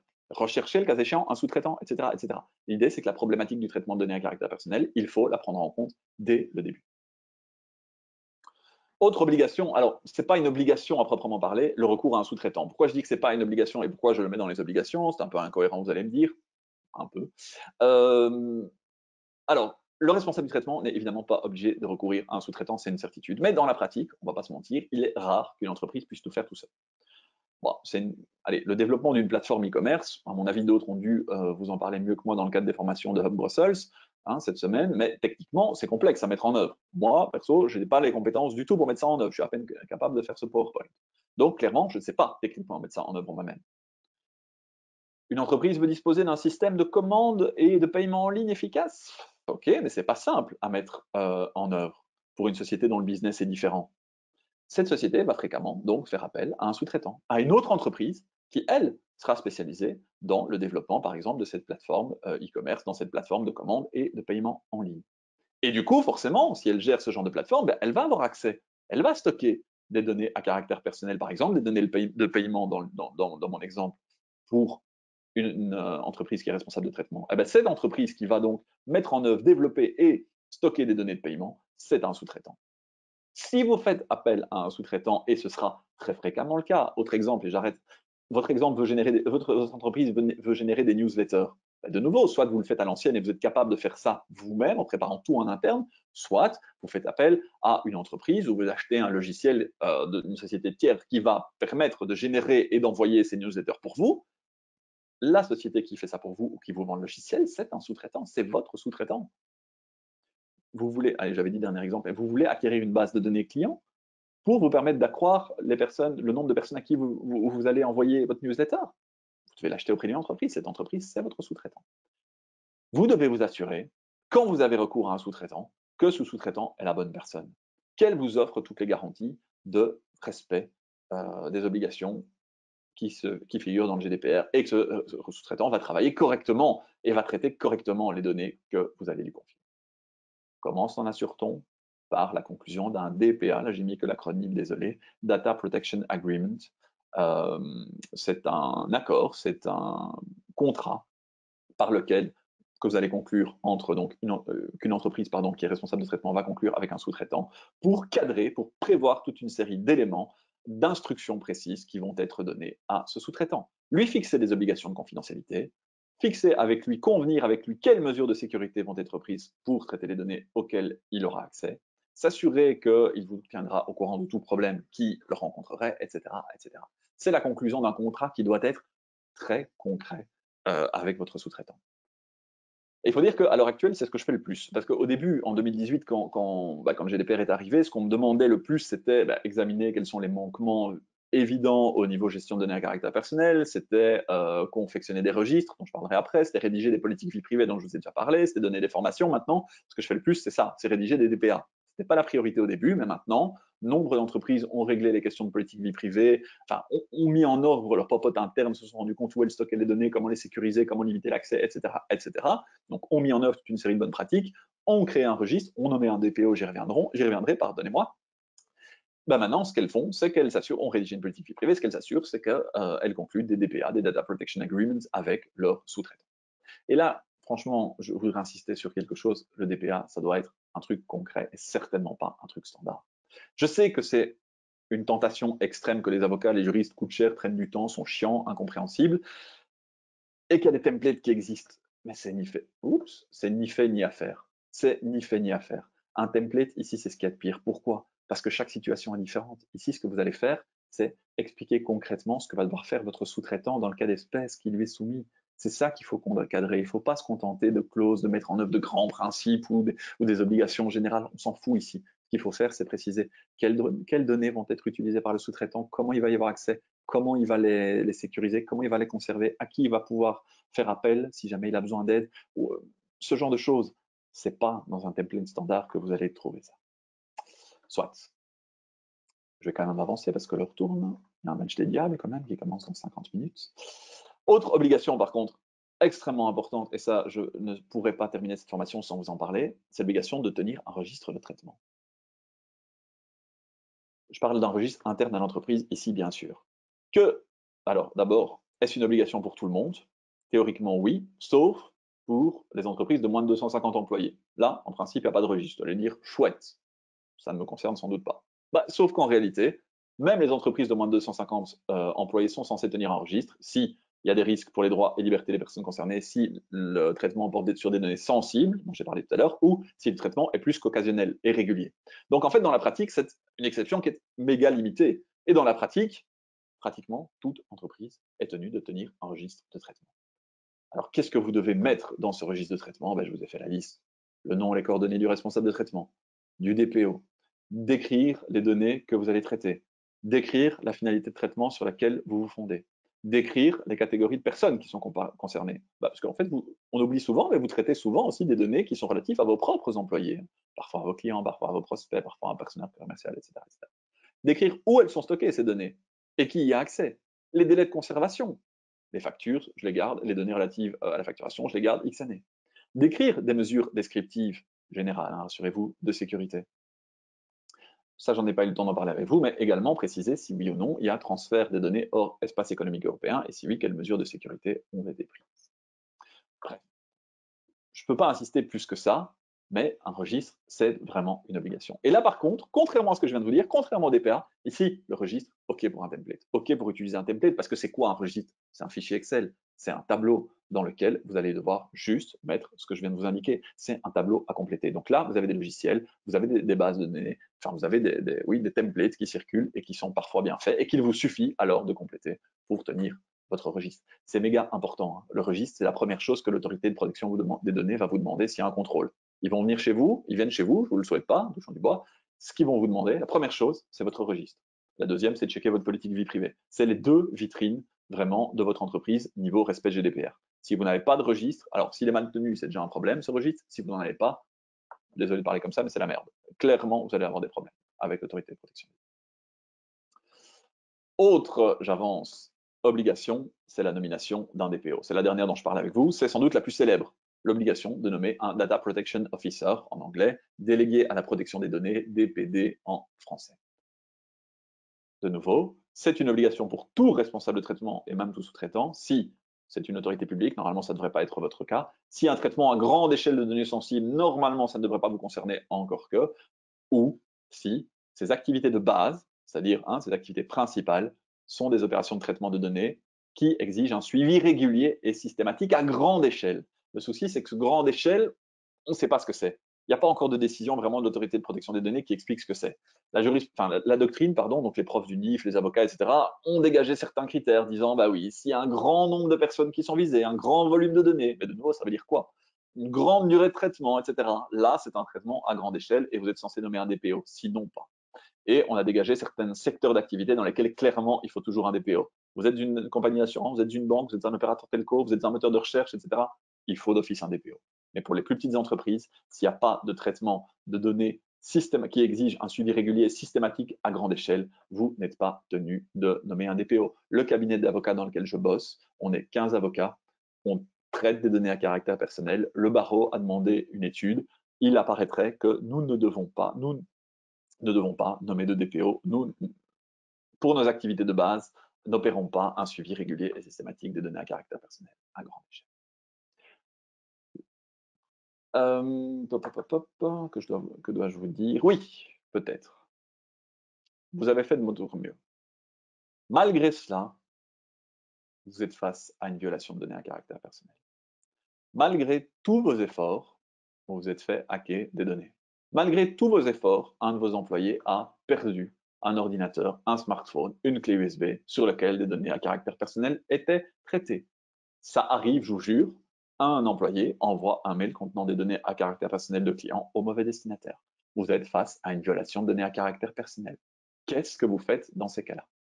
Première chose à faire, vous allez voir le DPO, s'il y en a un, bien sûr. Vous allez le voir immédiatement. Je mets dans les plus brefs délais, c'est encore trop long. Immédiatement. Même si vous n'êtes pas sûr de la fuite, vous allez le voir. Même si vous ne connaissez pas l'ampleur, vous n'êtes pas tout à fait certain, vous allez le voir. Généralement, comme je dis dans la pratique, le GSM du DPO, il est communiqué aux employés et il est communiqué aux partenaires, dans les contrats de sous-traitance, dans les DPA. Et ensuite, dans un délai de 72 heures après la fuite, vous notifiez la violation à l'autorité de protection des données, sauf si votre DPO et vous estiment qu'il n'y a aucun risque pour les droits et libertés des personnes concernées. Ensuite, vous investiguez, vous essayez de trouver le problème, d'où vient le problème, de le résoudre pour que ça n'arrive plus jamais. Et dernière étape, si jamais il s'avère qu'il y a un risque élevé pour les droits et libertés des personnes concernées, vous devez prendre contact avec les personnes dont vous traitez les données pour leur dire « sorry, on a foiré, vos données sont dans la nature ». Pas très agréable, surtout au niveau image avec ses clients. C'est une obligation. Si vous ne le faites pas, vous êtes sanctionné.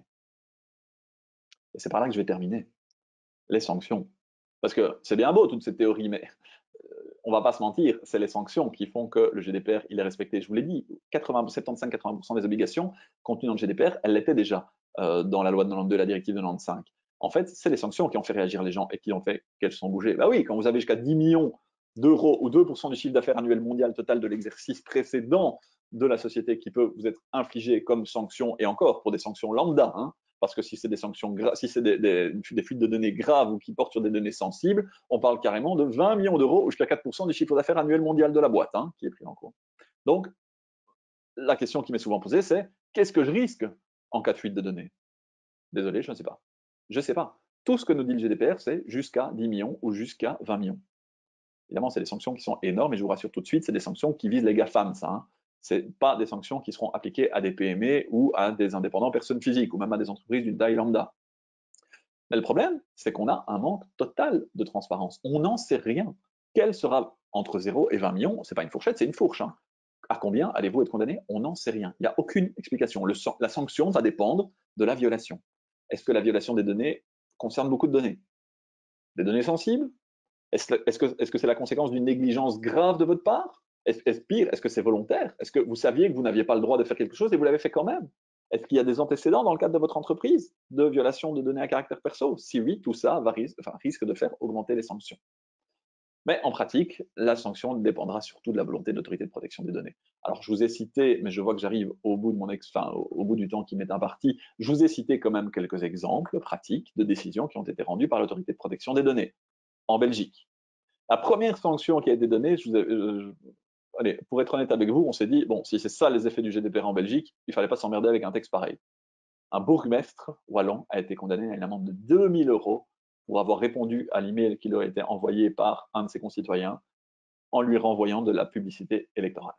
Il a pris 2000 euros. Pourquoi? Parce qu'il a utilisé un email donné à caractère personnel d'un de ses concitoyens pour lui envoyer de la pub, marketing direct, sans avoir obtenu son consentement. Et il a été considéré que ça ne relevait pas de l'intérêt légitime d'un bourgmestre, d'un homme politique, d'utiliser des données à caractère personnel à des fins de marketing direct. Pour une entreprise, s'il a obtenu de manière licite, ok, mais pas pour un bourgmestre. 10 000 euros, un peu mieux, mais toujours pas énorme, pour une entreprise, et une entreprise lambda, hein, qui subordonnait la création d'une carte de fidélité à la lecture de la carte d'identité du client. Vous voulez une carte de fidélité? Ok. Lisez-moi la carte, insérez votre carte d'identité dans le petit boîtier que je vous présente. D'une part, consentement, c'était soi-disant le consentement qui était demandé. Consentement libre, on subordonne l'accès au service au consentement. Le consentement n'est pas libre, traitement illicite. En plus de cela, violation du principe de minimisation des données, parce que est-ce que vous avez besoin de toutes les données qui sont sur une carte d'identité pour créer une carte de fidélité? Vous avez besoin du numéro de registre national de la personne, tout ça? Non. 10 000 euros d'amende.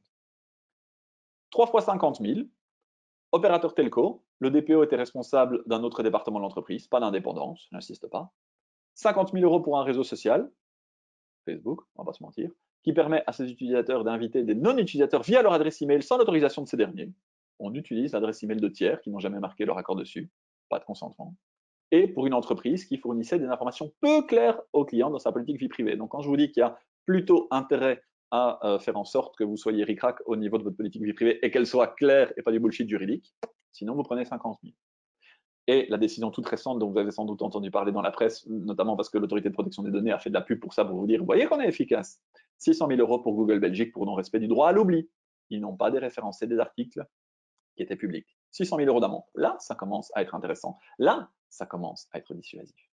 Maintenant, comme je vous l'ai dit, autorité de protection des données, les recours sont possibles et fréquents. Cour d'appel de Bruxelles en néerlandais ou en français, en fonction d'un, qu'on appelle la Cour des marchés, et ça vaut la peine de tenter sa chance car les décisions de l'APD sont fréquemment récentes. Dernier petit slide avant ma conclusion, vous montrer qu'à l'étranger, ils rigolent moins que nous encore. En Espagne, par exemple, l'autorité de contrôle nationale a mis 250 000 euros d'amende à la Ligue de football professionnel parce qu'elle n'avait pas bien informé ses utilisateurs qui utilisaient son application qu'en fait, les données de géolocalisation et de micro étaient actifs et captées par la Ligue Pro de football. 250 000 euros d'amende. Pays-Bas, 600 000 euros, Uber, qui n'avait pas signalé une fuite de données dans les 72 heures, d'où l'intérêt de respecter ce que je vous disais. Ce délai de 72 heures en cas de fuite de données. Toujours aux Pays-Bas, 725 000 euros cette fois-ci, pour une entreprise qui a obligé ses employés à scanner leur empreinte digitale pour pointer. De nouveau, c'est une donnée sensible. Il y a bien moyen d'utiliser d'autres données pour faire pointer, par exemple une carte de pointage, vos employés. Les obliger à utiliser ces données à caractère personnel sensible pour ce faire, c'est totalement contraire au principe de médiation des données. Allemagne, là, on passe dans un niveau supérieur, 14,5 millions d'euros d'amende pour une société immobilière, donc pas un domaine sensible, qui stockait les données de locataires pour une période indéterminée. Or, comme je vous l'ai dit, il faut minimiser l'utilisation des données dans le temps. On ne peut jamais garder des données ad vitam aeternam. En France, là c'est pire, c'est 50 millions d'euros, moteur de recherche, qui utilisait le consentement comme base légale alors qu'il n'avait pas obtenu correctement et pour défaut de transparence envers ses utilisateurs. Et enfin, la toute dernière, excusez-moi, au Royaume-Uni, quand il faisait encore partie de l'Union européenne, l'amende record encore inégalée à ce jour en matière de violation GDPR, 243 millions d'euros d'amende pour une compagnie aérienne qui n'avait pas apporté la sécurité adéquate à ces données, ce qui avait généré un vol de 500 000 données clients. Grosse ampleur du vol, grosse amende pour une société évidemment qui a pignon sur une compagnie aérienne et qui avait de quoi la payer. Voilà. Alors, que vous dire pour conclure? Que je n'ai pas effleuré sans doute la moitié de ce que j'aurais voulu vous dire. J'ai pas parlé des analyses d'impact, j'ai pas parlé du transfert de données hors espace économique européen, j'ai à peine parlé avec vous du rôle du DPO, etc., etc. Mais honnêtement, vous faire un résumé des règles méga complexes du GDPR en 1 heure c'est juste impossible, mais vraiment impossible, tant c'est un domaine qui est vaste, tant il y a encore peu de jurisprudence et donc on n'est pas encore tout à fait sûr de tout ce qu'on invoque. Personnellement, j'ai suivi une formation pour obtenir une certification, ça je ne l'ai pas dit, je suis DPO, certifié DPO parce que j'ai suivi une formation donnée par l'autorité de protection, par la Data Protection Institute. Ça a duré 1 semaine de cours entier, j'ai pas vu la moitié de ce que j'ai découvert dans la pratique par la suite. Donc, vous donner en 1 heure, j'ai essayé de vous dresser un tableau succinct, j'espère que ça vous a été utile, j'espère que ça a été intéressant, mais voilà, je vous ai donné le minimum à mon sens.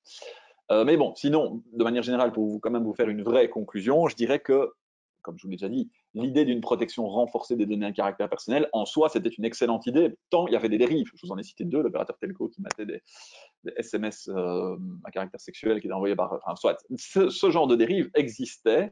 Je peux vous dire que, par exemple, chez cet opérateur telco, maintenant, ils ne le font plus. Hein. Quand je leur ai montré les amendes qu'ils risquaient, ils ont arrêté tout de suite de faire ce genre de choses. Ça, c'est certain. Et l'employé qui fait ça, il est dehors tout de suite. Donc voilà, vu l'idée de la protection renforcée de données à caractère personnel, c'est une excellente idée. Et le GDPR a aidé, clairement. Alors, la volonté, c'était surtout la peur des sanctions, plus que l'idée de protéger les données à caractère personnel des clients. Mais bon, c'est le résultat qui compte. Le résultat reste le même. Les données à caractère personnel des gens, de vos clients, de vos prospects, sont mieux protégées aujourd'hui que par le passé.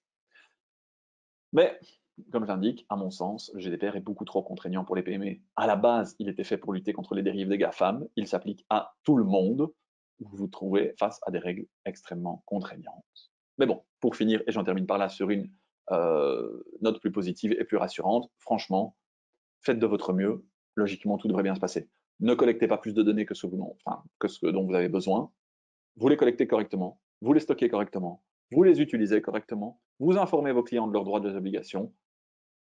Franchement, il y a peu de chances que vous ayez à faire connaissance un jour avec l'autorité de protection des données. Et si en plus de ça, vous avez fait un état des lieux de votre entreprise, d'où sont vos données, comment vous les stockez, comment vous les sécurisez, vous constituez un registre de traitement et vous créez une belle politique vie privée, honnêtement, vous ne devriez pas rencontrer de problème.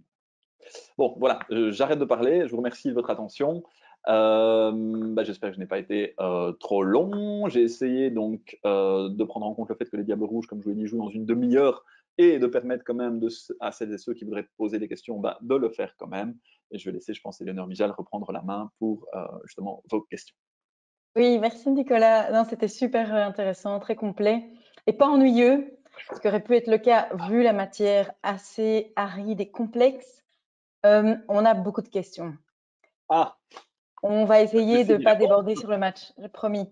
De toute façon, officiellement, ça se termine dans 3 minutes. On va dépasser un peu quand même parce qu'il y a quand même pas mal de questions différentes. Je vais commencer par je vais les prendre dans l'ordre, mais je vais commencer par les plus générales. Ce qui est un petit peu trop pointu ou qui tient d'un cas personnel, on verra si on a le temps après. ou si je sais y répondre, mais on va essayer. Voilà, je suis sûre que oui. On a deux questions qui se rejoignent. Tu y as répondu, hein, mais donc en 2 minutes. Est-ce qu'on peut utiliser des templates pour la privacy policy et est-ce qu'on peut copier-coller celle de vous?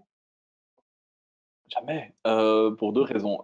Un template, non, parce qu'effectivement, comme je l'ai dit, c'est des choses qui sont vraiment totalement différentes et la façon dont vous traitez ces données à caractère perso, enfin celles de ces clients, pardon, c'est totalement différent de ce que vous allez faire. C'est des données particulières, des données de communication, c'est où vous vous trouviez quand vous avez, je veux pas vous faire peur, hein, mais où vous vous trouviez lorsque votre GSM a borné, ce que vous avez regardé à la télé, votre historique internet, hein, ce genre de choses. Donc voilà, c'est des choses très spécifiques. Votre entreprise ne traite pas les mêmes données et ne va pas les stocker, ne va pas les conserver, ne va pas les protéger de la même manière. Inspirez-vous-en clairement, mais ne copiez surtout pas, d'autant que, et là je rebondis sur une de mes autres facettes, c'est que je suis avocat spécialisé en droit intellectuel, ces conditions générales sont protégées par un droit d'auteur. Vous faites ça, vous êtes coupable de contrefaçon, donc faites attention. Voilà. Oui, merci. Alors, un cas un peu particulier, mais qui sans doute concerne pas mal de gens. Dans le cas où, à l'époque, j'avais créé des sondages et récolté des adresses mail et autres données, ai-je le droit de réutiliser ces données si elles peuvent encore me servir aujourd'hui? La personne précise, je vais proposer des produits et services similaires à ceux pour lesquels ils avaient montré leur intérêt. Alors, c'est une excellente question. J'avais même prévu d'en parler, donc je n'ai pas eu le temps de le faire ou je l'ai zappé, sorry. Mais en tout cas, c'est une excellente question parce que clairement, on a vu avec l'avènement du GDPR le 25 mai 2018, on a vu arriver tous dans notre boîte mail des dizaines et des dizaines de mails disant oui, on avait obtenu votre adresse licitement, on vous renvoie ce mail pour réobtenir votre consentement. C'était un bullshit total. De deux choses l'une. Soit vous aviez obtenu licitement les données par le passé avant l'avènement du GDPR et vous avez le droit de continuer à les utiliser, soit vous les avez obtenus de manière illicite et vous n'avez pas le droit. Vous n'aviez pas le droit de les utiliser et vous ne l'avez toujours pas. Et le fait de renvoyer un mail disant ah, est-ce que vous me permettez, ça ne sert à rien. Si vous aviez obtenu ces données de manière licite avant l'avènement du GDPR, si elles vous sont toujours utiles, si vous avez obtenu donc par exemple le consentement de vos clients, vous avez le droit de les réutiliser sans problème, sauf si les personnes vous ont dit stop, moi je ne veux plus être contacté par mail. Ok, c'est très clair, merci. Alors, quelqu'un demande quid du consentement du client quand il nous donne ses coordonnées oralement, par exemple pour la création d'un fichier client dans un commerce pour une carte de fidélité. C'est très problématique et vous avez raison, c'est la question de la preuve du consentement. Votre consentement, il est valable, vous l'avez bien obtenu. Si votre client le met en doute, ben, malheureusement, vous allez avoir du mal à démontrer. Alors, dans ce cas-là, généralement, il n'y a pas de réel souci parce que ce que va dire cette personne, c'est ben, je retire mon consentement ou de toute façon, maintenant, je ne veux plus que vous me contactiez. Auquel cas, ben, ce qu'il vous suffit de faire, c'est de le rayer de vos données. Mais c'est effectivement une des faiblesses du consentement, enfin, de cette finalité de traitement, c'est qu'il vaut mieux s'en garder la preuve quand vous faites une espèce de opt-in, opt-out, quand le client contracte avec cette petite, soit online, soit carrément sur un vieux contrat papier, pourquoi pas, hein. Il y a encore des contrats, notamment dans les télécoms, qui se concluent sur un bout de papier. Ben, si vous cochez la petite phrase, le consentement, il est facile. Vous conservez cette preuve du consentement, il n'y a aucun problème. Si un client contracte par téléphone, il est permis dans certains cas d'enregistrer les conversations téléphoniques du client à des fins notamment de preuves, etc. Si vous l'en informez, ben, vous conservez ces enregistrements un certain temps, il n'y a pas de souci. Oralement, c'est beaucoup plus compliqué, mais ce qui va se passer, c'est que généralement, vous allez dans la foulée lui envoyer une newsletter ou ce genre de choses, et dans ce cas, entre guillemets, si elle tolère ça, si elle ne s'en offusque pas tout de suite, bah, c'est qu'effectivement, elle a donné son consentement. Ben, en tout cas, vous pouvez jouer là-dessus. Maintenant, dès qu'elle s'y oppose, là, il faut arrêter. Merci. C'est chaud, je Alors, suis sous les combles, hein. Désolé, vous me voyez boire et m'essuyer, mais c'est pas vos questions qui me font suer, c'est vraiment que j'ai 35 degrés dans le bureau. il fait chaud et tu as beaucoup parlé. Alors, quelqu'un parle, tu en as un peu parlé, mais est-ce que tu peux concrètement peut-être éclairer un peu cette personne sur sa question? Considère-t-on qu'un individu mineur peut donner un consentement éclairé au RGPD d'une boutique en ligne? Donc, est-ce qu'un mineur peut être client sur le webshop de la personne? C'est effectivement une question très problématique. Théoriquement, non, mais dans la pratique, il y a peu de problèmes. Pourquoi? Parce que généralement, c'est quelque chose qui est. Enfin, si c'est un abonnement, je vais de nouveau prendre, désolé, hein, l'exemple des télécoms, mais vous avez des abonnements qui sont effectivement pris par qui sont contractés par des mineurs, mais finalement où c'est un parent qui va payer. Bah, si le parent est d'accord, il n'y aura aucun souci. Si par contre le parent n'est pas d'accord en disant bah, mon fils a fait n'importe quoi, là, théoriquement, non seulement le consentement n'est pas valable, mais en plus, vous n'étiez pas censé contracter avec ce mineur puisque un mineur, sauf s'il est émancipé, sauf s'il est émancipé, n'a pas le droit de contracter comme ça. Merci. En Désolé. effet. Alors, quelqu'un a besoin juste d'une précision. Quand tu parles du contact des prospects par email, Oui. est-ce que cela veut dire que si nous cherchons à collaborer avec une personne alors que nous avons trouvé ses coordonnées sur les réseaux, nous ne pouvons pas? Par exemple, on en parlait l'autre jour lors d'une formation, aller rechercher l'adresse email de prospects sur LinkedIn, est-ce que c'est problématique ou non? Alors, des adresses email ou des adresses d'entreprise, c'est toujours permis, ça, il n'y a pas de souci. Des adresses physiques, si tant est qu'elles soient publiques, il n'y a pas de souci. Des adresses email, théoriquement, non. Mais je parle bien de prospects hein, ici, donc c'est-à-dire de clients potentiels. Parce que si vous voulez un partenaire commercial ou autre, une société, ça c'est tout à fait différent. Ici, on parle vraiment d'une newsletter, d'un marketing direct visant des prospects, c'est-à-dire des gens que vous n'avez pas encore dans votre parc client.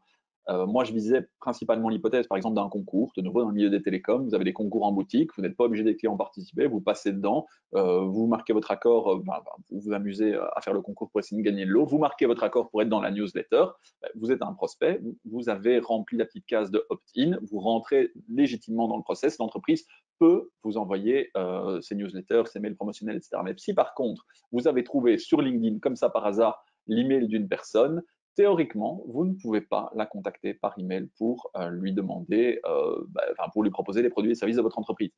Petite exception évidemment à ce que je viens de dire, si vous rentrez en contact avec une personne sur LinkedIn, il y a une fonction contact du réseau social, vous acceptez qu'elle vous contacte. Si elle vous donne sa carte de visite professionnelle, s'il vous parle de choses, vous n'êtes évidemment pas obligé de souscrire et vous pouvez lui dire de ne plus vous contacter. Ça, il n'y a pas de souci. Mais il n'y a pas de problème à ce que vous envoyez un post LinkedIn à quelqu'un. Si par contre, vous chopez cette adresse sur LinkedIn pour envoyer et que vous la mettez, cette adresse LinkedIn, l'adresse mail que vous avez trouvée sur LinkedIn, dans votre base de données pour envoyer des newsletters aux prospects, ça, c'est pas autorisé.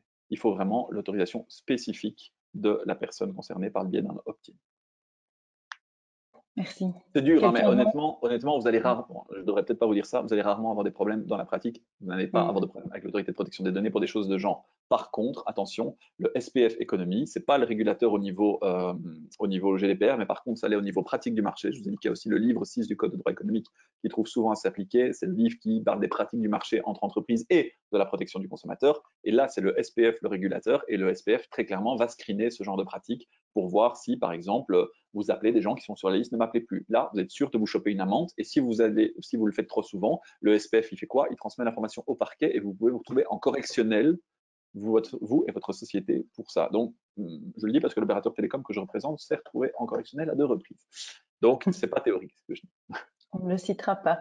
Mais non. Oui, en effet, je pense qu'il faut être conscient des règles, être prudent, mais il ne faut pas non plus s'inquiéter. Il ne faut pas être plus catholique que ça. Voilà.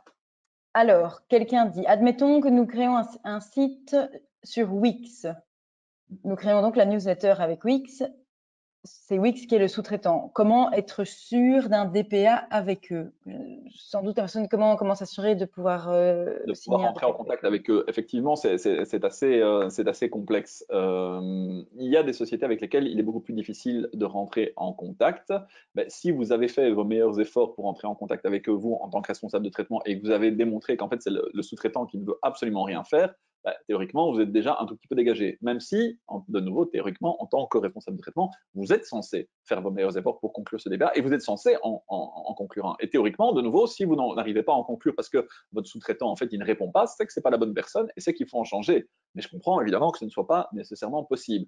Simplement, je voudrais attirer votre attention sur le fait que généralement, quand vous acceptez les conditions générales de ce genre de plateforme, très souvent, maintenant, il y a des annexes. Et dans ces annexes, il y a des DPA type maintenant. C'est pas l'idéal, c'est vraiment pas l'idée, mais je me mets à la place d'une plateforme comme Wix. S'ils doivent payer des juristes et des avocats pour écrire des DPA avec toutes les personnes qui créent un site internet via leur plateforme, c'est juste impossible et ils font plus de business.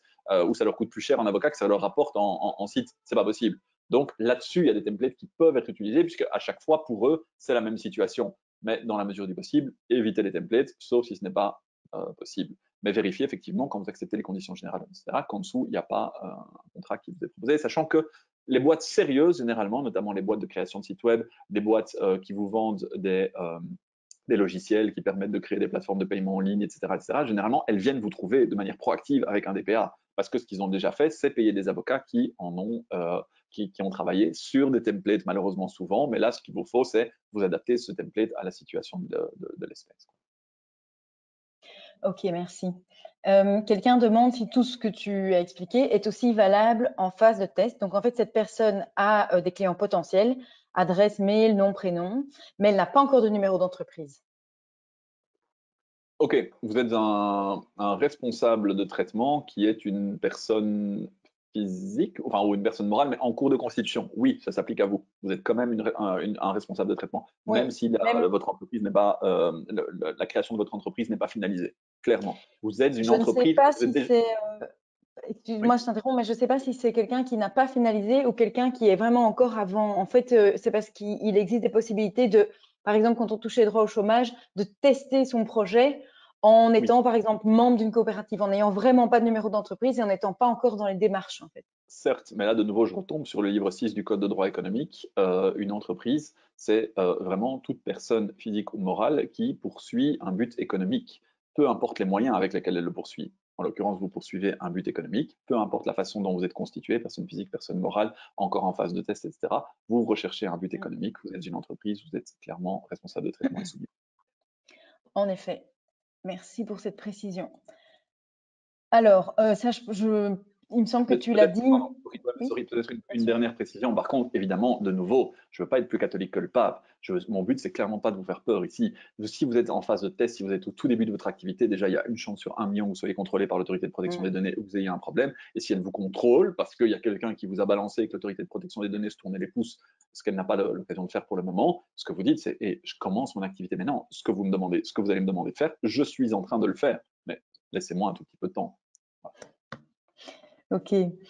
Oui, c'est logique. Alors, quelqu'un qui est mono-entrepreneur, donc qui est seul, comment faire pour avoir un DPO? Doit-il être externe, sous-traitant?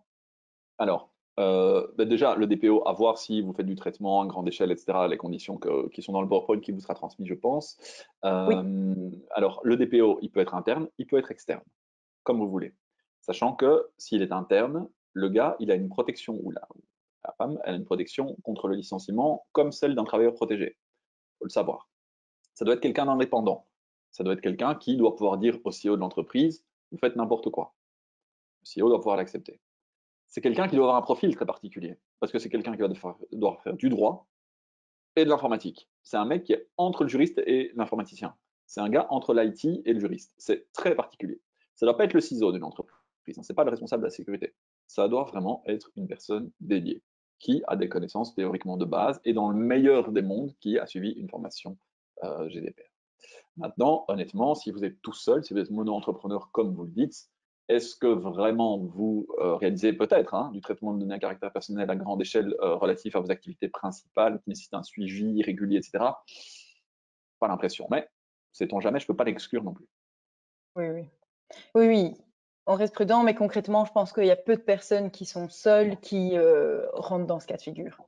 Je vous Alors, l'ai dit, quelqu'un notre cabinet demande. d'avocats, 15 personnes, on a des Oui, dossiers, on a des données judiciaires sensibles, on ne doit pas voilà. nommer de DPO. Donc, C'est un bon exemple. Ça permet de se donner une idée de où on se situe, je pense. par contre, vous, opérateur téléphone, télécommunication avec plusieurs millions de clients, oui, clairement, il y a un DPO. Oui, oui, oui, oui, en effet. Exemple un peu extrême, d'accord. Alors, quid des données dans des archives papier? Ah. Alors effectivement, le GDPR, c'est surtout le traitement automatisé.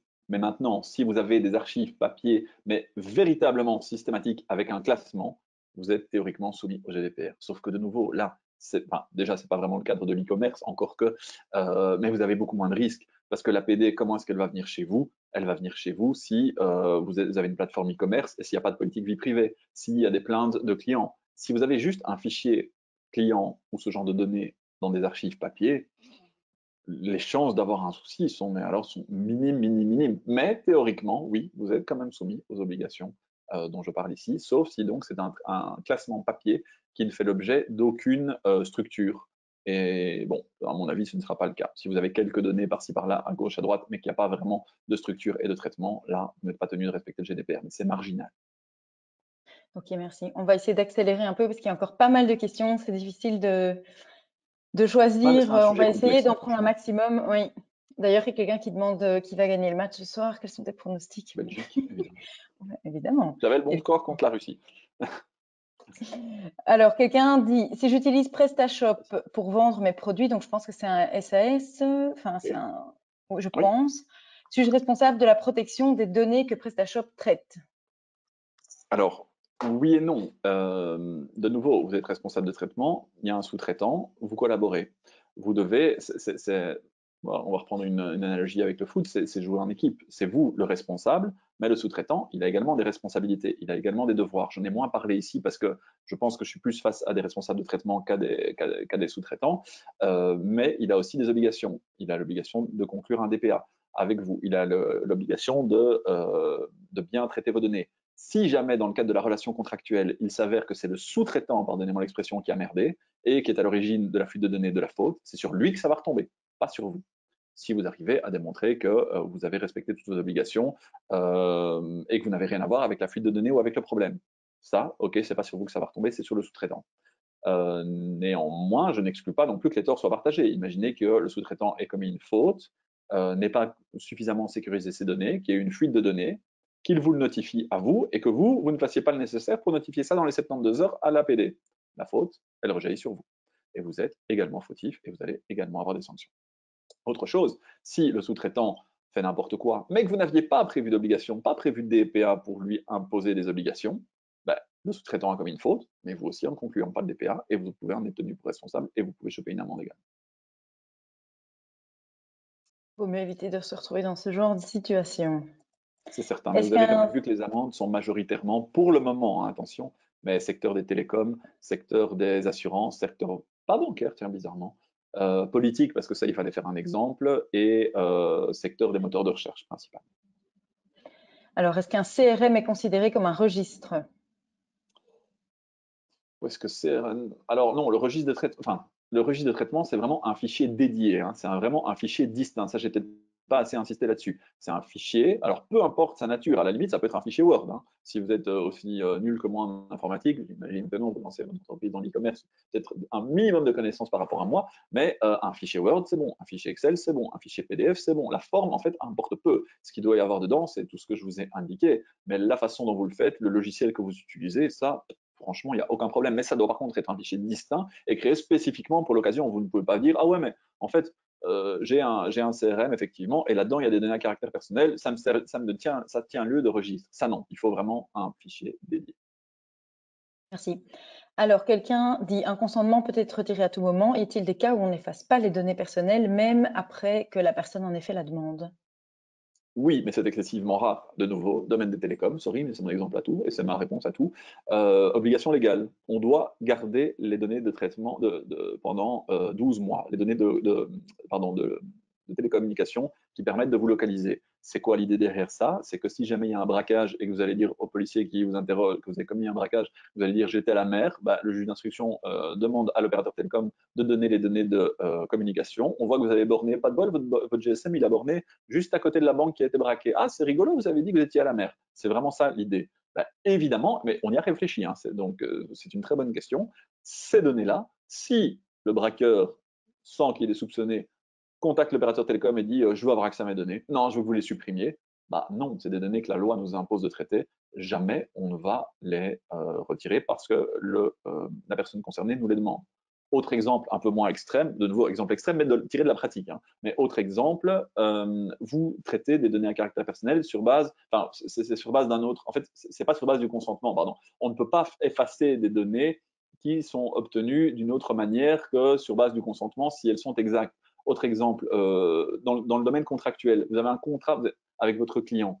Il dit, je refuse que vous continuiez à traiter des données pour m'envoyer ma facture. Non, évidemment, vous avez besoin de ces données dans le cadre de l'exécution du contrat. La seule cas de figure dans lequel ces données peuvent être effacées, c'est si votre traitement est fondé sur le consentement.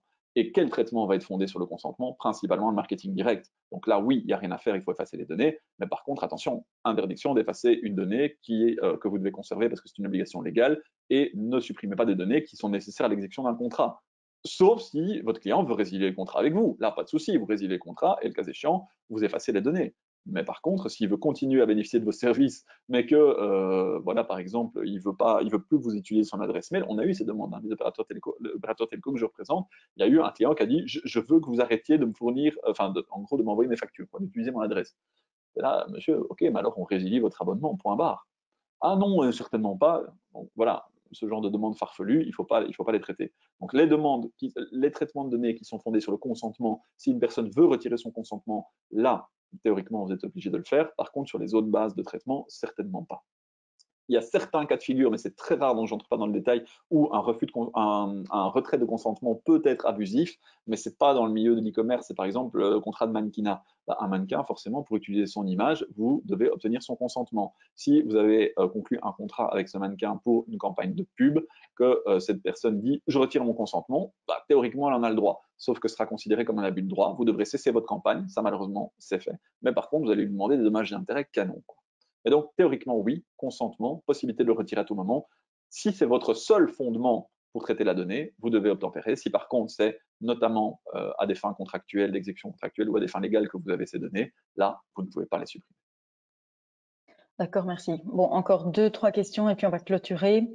Alors, dans le cas de l'intérêt légitime, donc de l'option intérêt légitime, est-ce que les options sur le site peuvent être cochées par défaut, c'est-à-dire obliger le client à faire un opt-out? Et la personne précise, beaucoup de sites rendent les opt-out difficiles en obligeant à parcourir la liste des partenaires un par un. Pas de bouton refuser tout. Est-ce que c'est légal? Alors, il n'y a pas de règle qui dit ça doit être comme ci, ça doit être comme ça. Mais clairement, non. Mais le problème, ce n'est pas un problème GDPR de nouveau, c'est un problème de pratique du marché. C'est le livre 6 du Code de droit économique. Vous ne pouvez pas dissuader ou rendre compliqué l'exercice de l'opt-in ou de l'opt-out. Vous ne pouvez pas précocher les cases pour le client. Il doit théoriquement le faire lui-même. Mais je suis d'accord avec vous, dans la pratique, c'est toute la différence entre le droit et la pratique. Il y a le droit qui vous dit vous ne pouvez pas faire comme ça, et la pratique. Si quelqu'un fait comme ça, de nouveau, il risque rien tant qu'il n'y a pas de contrôle. C'est analogie un peu foireuse, mais vous rentrez chez vous 10 soirs par an en étant totalement bourré au volant, vous ne pouvez pas prendre, il n'y a pas de sanction. C'est pas pour autant que c'est licite. Ici, de nouveau, c'est illicite ce qu'ils font. Mais tant qu'ils ne se font pas choper, tant qu'il n'y a pas de dénonciation, tant qu'il n'y a pas de contrôle, il n'y a pas de souci. Et malheureusement, de nouveau, le SPF choisit ses combats, eux aussi, ils ont un nombre de fonctionnaires limité, il y a des abus plus ou moins grands au droit des consommateurs, ce genre d'abus-là n'est pas encore réellement sanctionné. Par contre, ce qui peut être fait aussi, c'est qu'un concurrent règle ça. Les concurrents ont le droit d'invoquer les règles contenues dans le livre 6 du Code de droit économique pour dire hey, moi je fais tout bien, toi tu ne le fais pas, grâce à ça tu as un avantage anticoncurrentiel, je t'assigne et j'obtiens ta condamnation en justice à cesser sous peine d'une astreinte. Ça, c'est une possibilité. Oui, d'accord. Du coup, ça rejoint la question de quelqu'un d'autre qui demandait si c'était légal de faire payer l'accès à un site si on refuse de consentir au traitement des données. Non, non, non, non, bien sûr que non. Le traitement, de nouveau, vous ne pouvez. Le consentement n'est valable que c'est libre, donc que si vous ne le subordonnez pas, que vous ne conditionnez pas, plutôt, on va dire comme ça, que vous ne conditionnez pas, pardon, l'octroi du service à ce consentement, il est clair que si la personne refuse de donner son consentement, vous ne pouvez pas non plus lui dire alors ce sera payant parce que j'ai perdu une donnée et qu'une donnée, pour moi, elle a une valeur. Non, c'est carrément totalement illicite, vous ne pouvez évidemment pas faire ça. D'accord, merci. Oui, je pense qu'il y a certains sites bien connus qui le font. Alors, peut-être une dernière question. Malheureux, mais quand ça leur ici. tombera dessus, ça moins bon. Oui, en effet. Comment pouvons-nous vérifier si les plugins de WordPress pour le RGPD, je ne sais pas exactement ce que la personne veut dire, ne prennent pas compte des utilisateurs lorsque les utilisateurs décident de ne pas accepter les cookies? Alors, je n'ai malheureusement pas compris d'un point de vue technique parce que je suis une quille en informatique, la première partie avec les plugins et autres. Par contre, je pense avoir compris ce que vous vouliez dire par la seconde, à savoir enfin, la politique de cookies. Alors, très clairement, les données qui sont obtenues par ce biais-là sont des données à caractère personnel. Mais, aussi bizarre que ça puisse paraître, le GDPR n'est pas un règlement spécifique aux cookies. Ce qui fait que beaucoup d'entreprises, vu les obligations monstrueuses, et d'ailleurs j'ai conseillé ça à l'opérateur telco dont je vous parlais, c'est de ne pas se préoccuper des cookies pour le moment. Pourquoi? Parce que les obligations GDPR sont déjà tellement monstrueuses à mettre en œuvre qu'on n'allait pas s'ennuyer à en plus se mettre en conformité avec les législations pour les cookies, qui notamment interdit de précocher tous les cookies, de nouveau de rendre l'acceptation de tous les cookies obligatoire pour surfer sur le site internet. Pourquoi aussi on a fait ça? Parce qu'il y a un règlement européen qui est en préparation sur ce thème-là et qui va introduire de nouvelles obligations. Donc l'idée, c'est vrai que beaucoup d'entreprises ne sont pas conformes à la législation actuelle, mais comme d'ici quelques mois / années, il va y avoir une toute nouvelle législation qui va imposer de nouveau plein d'obligations complémentaires, la plupart des entreprises se disent ok, je ne vais pas non plus trop m'investir là-dedans. Et donc il est possible que l'entreprise derrière les plugins et autres que vous avez cités, je suis désolé de le retranscrire comme ça, ne soit pas tout à fait raccord. Mais honnêtement, c'est loin d'être les seuls. De nouveau, honnêtement, en matière d'e-commerce, il y a énormément d'obligations qui ne sont pas rencontrées. Vous l'avez sans doute vu lors des formations qui vont être données par Rod Brussels sur les pratiques du marché en ligne. Mais le nombre de mentions qu'une entreprise doit impérativement mettre en ligne, qu'elle commercialise ou pas des produits ou des services, c'est monstrueux, quoi. Évidemment, le siège social, le numéro de BCE, le numéro de fax, le numéro de téléphone, l'adresse email, les obligations, la possibilité de droit de rétractation et compagnie, c'est assez important. Il y a très peu de sites e-commerce dont on peut dire, ceux-là, ils sont 100% raccord. Si j'avais du temps à perdre, en l'occurrence, il y a un match dont je ne l'ai pas, je pourrais aller sur Internet et je pourrais aller regarder 10 sites Internet. Je suis absolument certain qu'il y en a 0 qui est 100% compliant. 0. De nouveau, voilà, si vous faites vos meilleurs efforts, si on voit que vous êtes un site honnête, etc., le SPF, s'il repère un problème, qu'est-ce qu'il va faire? Il va vous dire, voilà, écoutez, ça va pas, ça va pas, ça va pas. Merci de mettre en ordre. Si vous n'êtes pas d'accord, vous leur dites. Je peux vous dire que, par exemple, pour l'opérateur de télécom que je représente, on leur a déjà dit plein de fois, non, mais vous comprenez pas. Il y a des choses qui, voilà, on n'est pas obligé d'être d'accord avec le SPF. Mais si par contre, il relève un manquement qui est évident, vous dire, OK, sorry, j'avais pas vu, je complète ça. Et il n'y a pas de problème. Vous n'aurez pas pour autant de sanctions parce que vous ne respectez pas strictement toutes les nombreuses obligations qui vous sont imposées par le Code de droit économique ou le GDPR. Ok, merci. Je prends une toute dernière parce que je la trouve assez rigolote et quelqu'un qui a réfléchi un peu loin, mais pourquoi pas? Enfin, je ne sais pas. On va poser la question. Ouais. Donc, concernant les droits de portabilité, théoriquement, pourrions-nous demander à nos clients de demander leurs informations à un concurrent pour qu'ils nous les transmettent et que ça nous permette de nous développer et de répondre à leurs besoins plus rapidement? Alors oui, le droit à la portabilité, c'est ça effectivement. Si vous avez un client qui est client chez un concurrent, il passe chez vous, il est obligé d'obtenir, enfin, il peut contraindre l'opérateur qu'il quitte à vous fournir toutes les données. Ah oui, c'est vraiment ou alors j'ai mal compris la question, mais c'est vraiment le but. Donc vous pouvez effectivement suggérer aussi au client, s'il n'y pense pas, ce qui n'est pas impossible, en disant, bah, écoutez, si vous voulez avoir toutes les fonctionnalités, vos préférences, etc., tous les paramètres que vous aviez chez votre concurrent, bah, merci de faire cette demande. Il est obligé de vous les transmettre et ça nous permettra de vous offrir le même niveau de service que ce concurrent vous fournissait. Tout à fait. Oui, ça se fait beaucoup dans les banques, il me semble. Ouais, et télécom, énormément. Ouais, ouais. J'en reviens toujours au Ok, télécom. super. C'est très clair. Écoute, mille merci. On va clôturer ici parce qu'on a déjà bien Avec débordé. plaisir. En tout cas, je vois les commentaires des participants qui ont Pourquoi pas? et voilà, que du positif, hein, très très bien expliqué, sujet très intéressant. Maître Berthold a été excellent, fun, dynamique, pertinent. Enfin voilà, que d'éloges. Merci beaucoup. C'était vraiment très Avec très grand clair, plaisir. très complet. Je pense que personne s'est ennuyé et pourtant, Mais avec un le tel sujet l'est. sujet, c'était pas gagné. Donc, merci beaucoup et merci à tous les participants d'avoir suivi, d'avoir posé autant de questions. Bon, on n'a pas pu répondre à tout, mais presque. Si vous en avez encore, mais je vous invite à contacter Maître Berthold ou le 19, mais nous, on est évidemment un peu moins compétents pour ces questions qui sont très, très pointues. Donc, voilà, dans ce cas-là, un avocat sera sans doute plus à même de vous aider. Donc, il ne faut pas hésiter. Oui, les slides seront envoyés. Hein, donc, quelques jours après ce webinaire, vous les recevrez par email. Donc là, vous aurez toutes les coordonnées et le contenu de la présentation. Voilà, et bien, une bonne soirée à tout le monde. Merci d'avoir suivi ce webinaire et merci encore Nicolas pour ta présentation qui Je vous était en très prie. intéressante. Merci à Bonne tout le monde. soirée. Au Bonne soirée. revoir.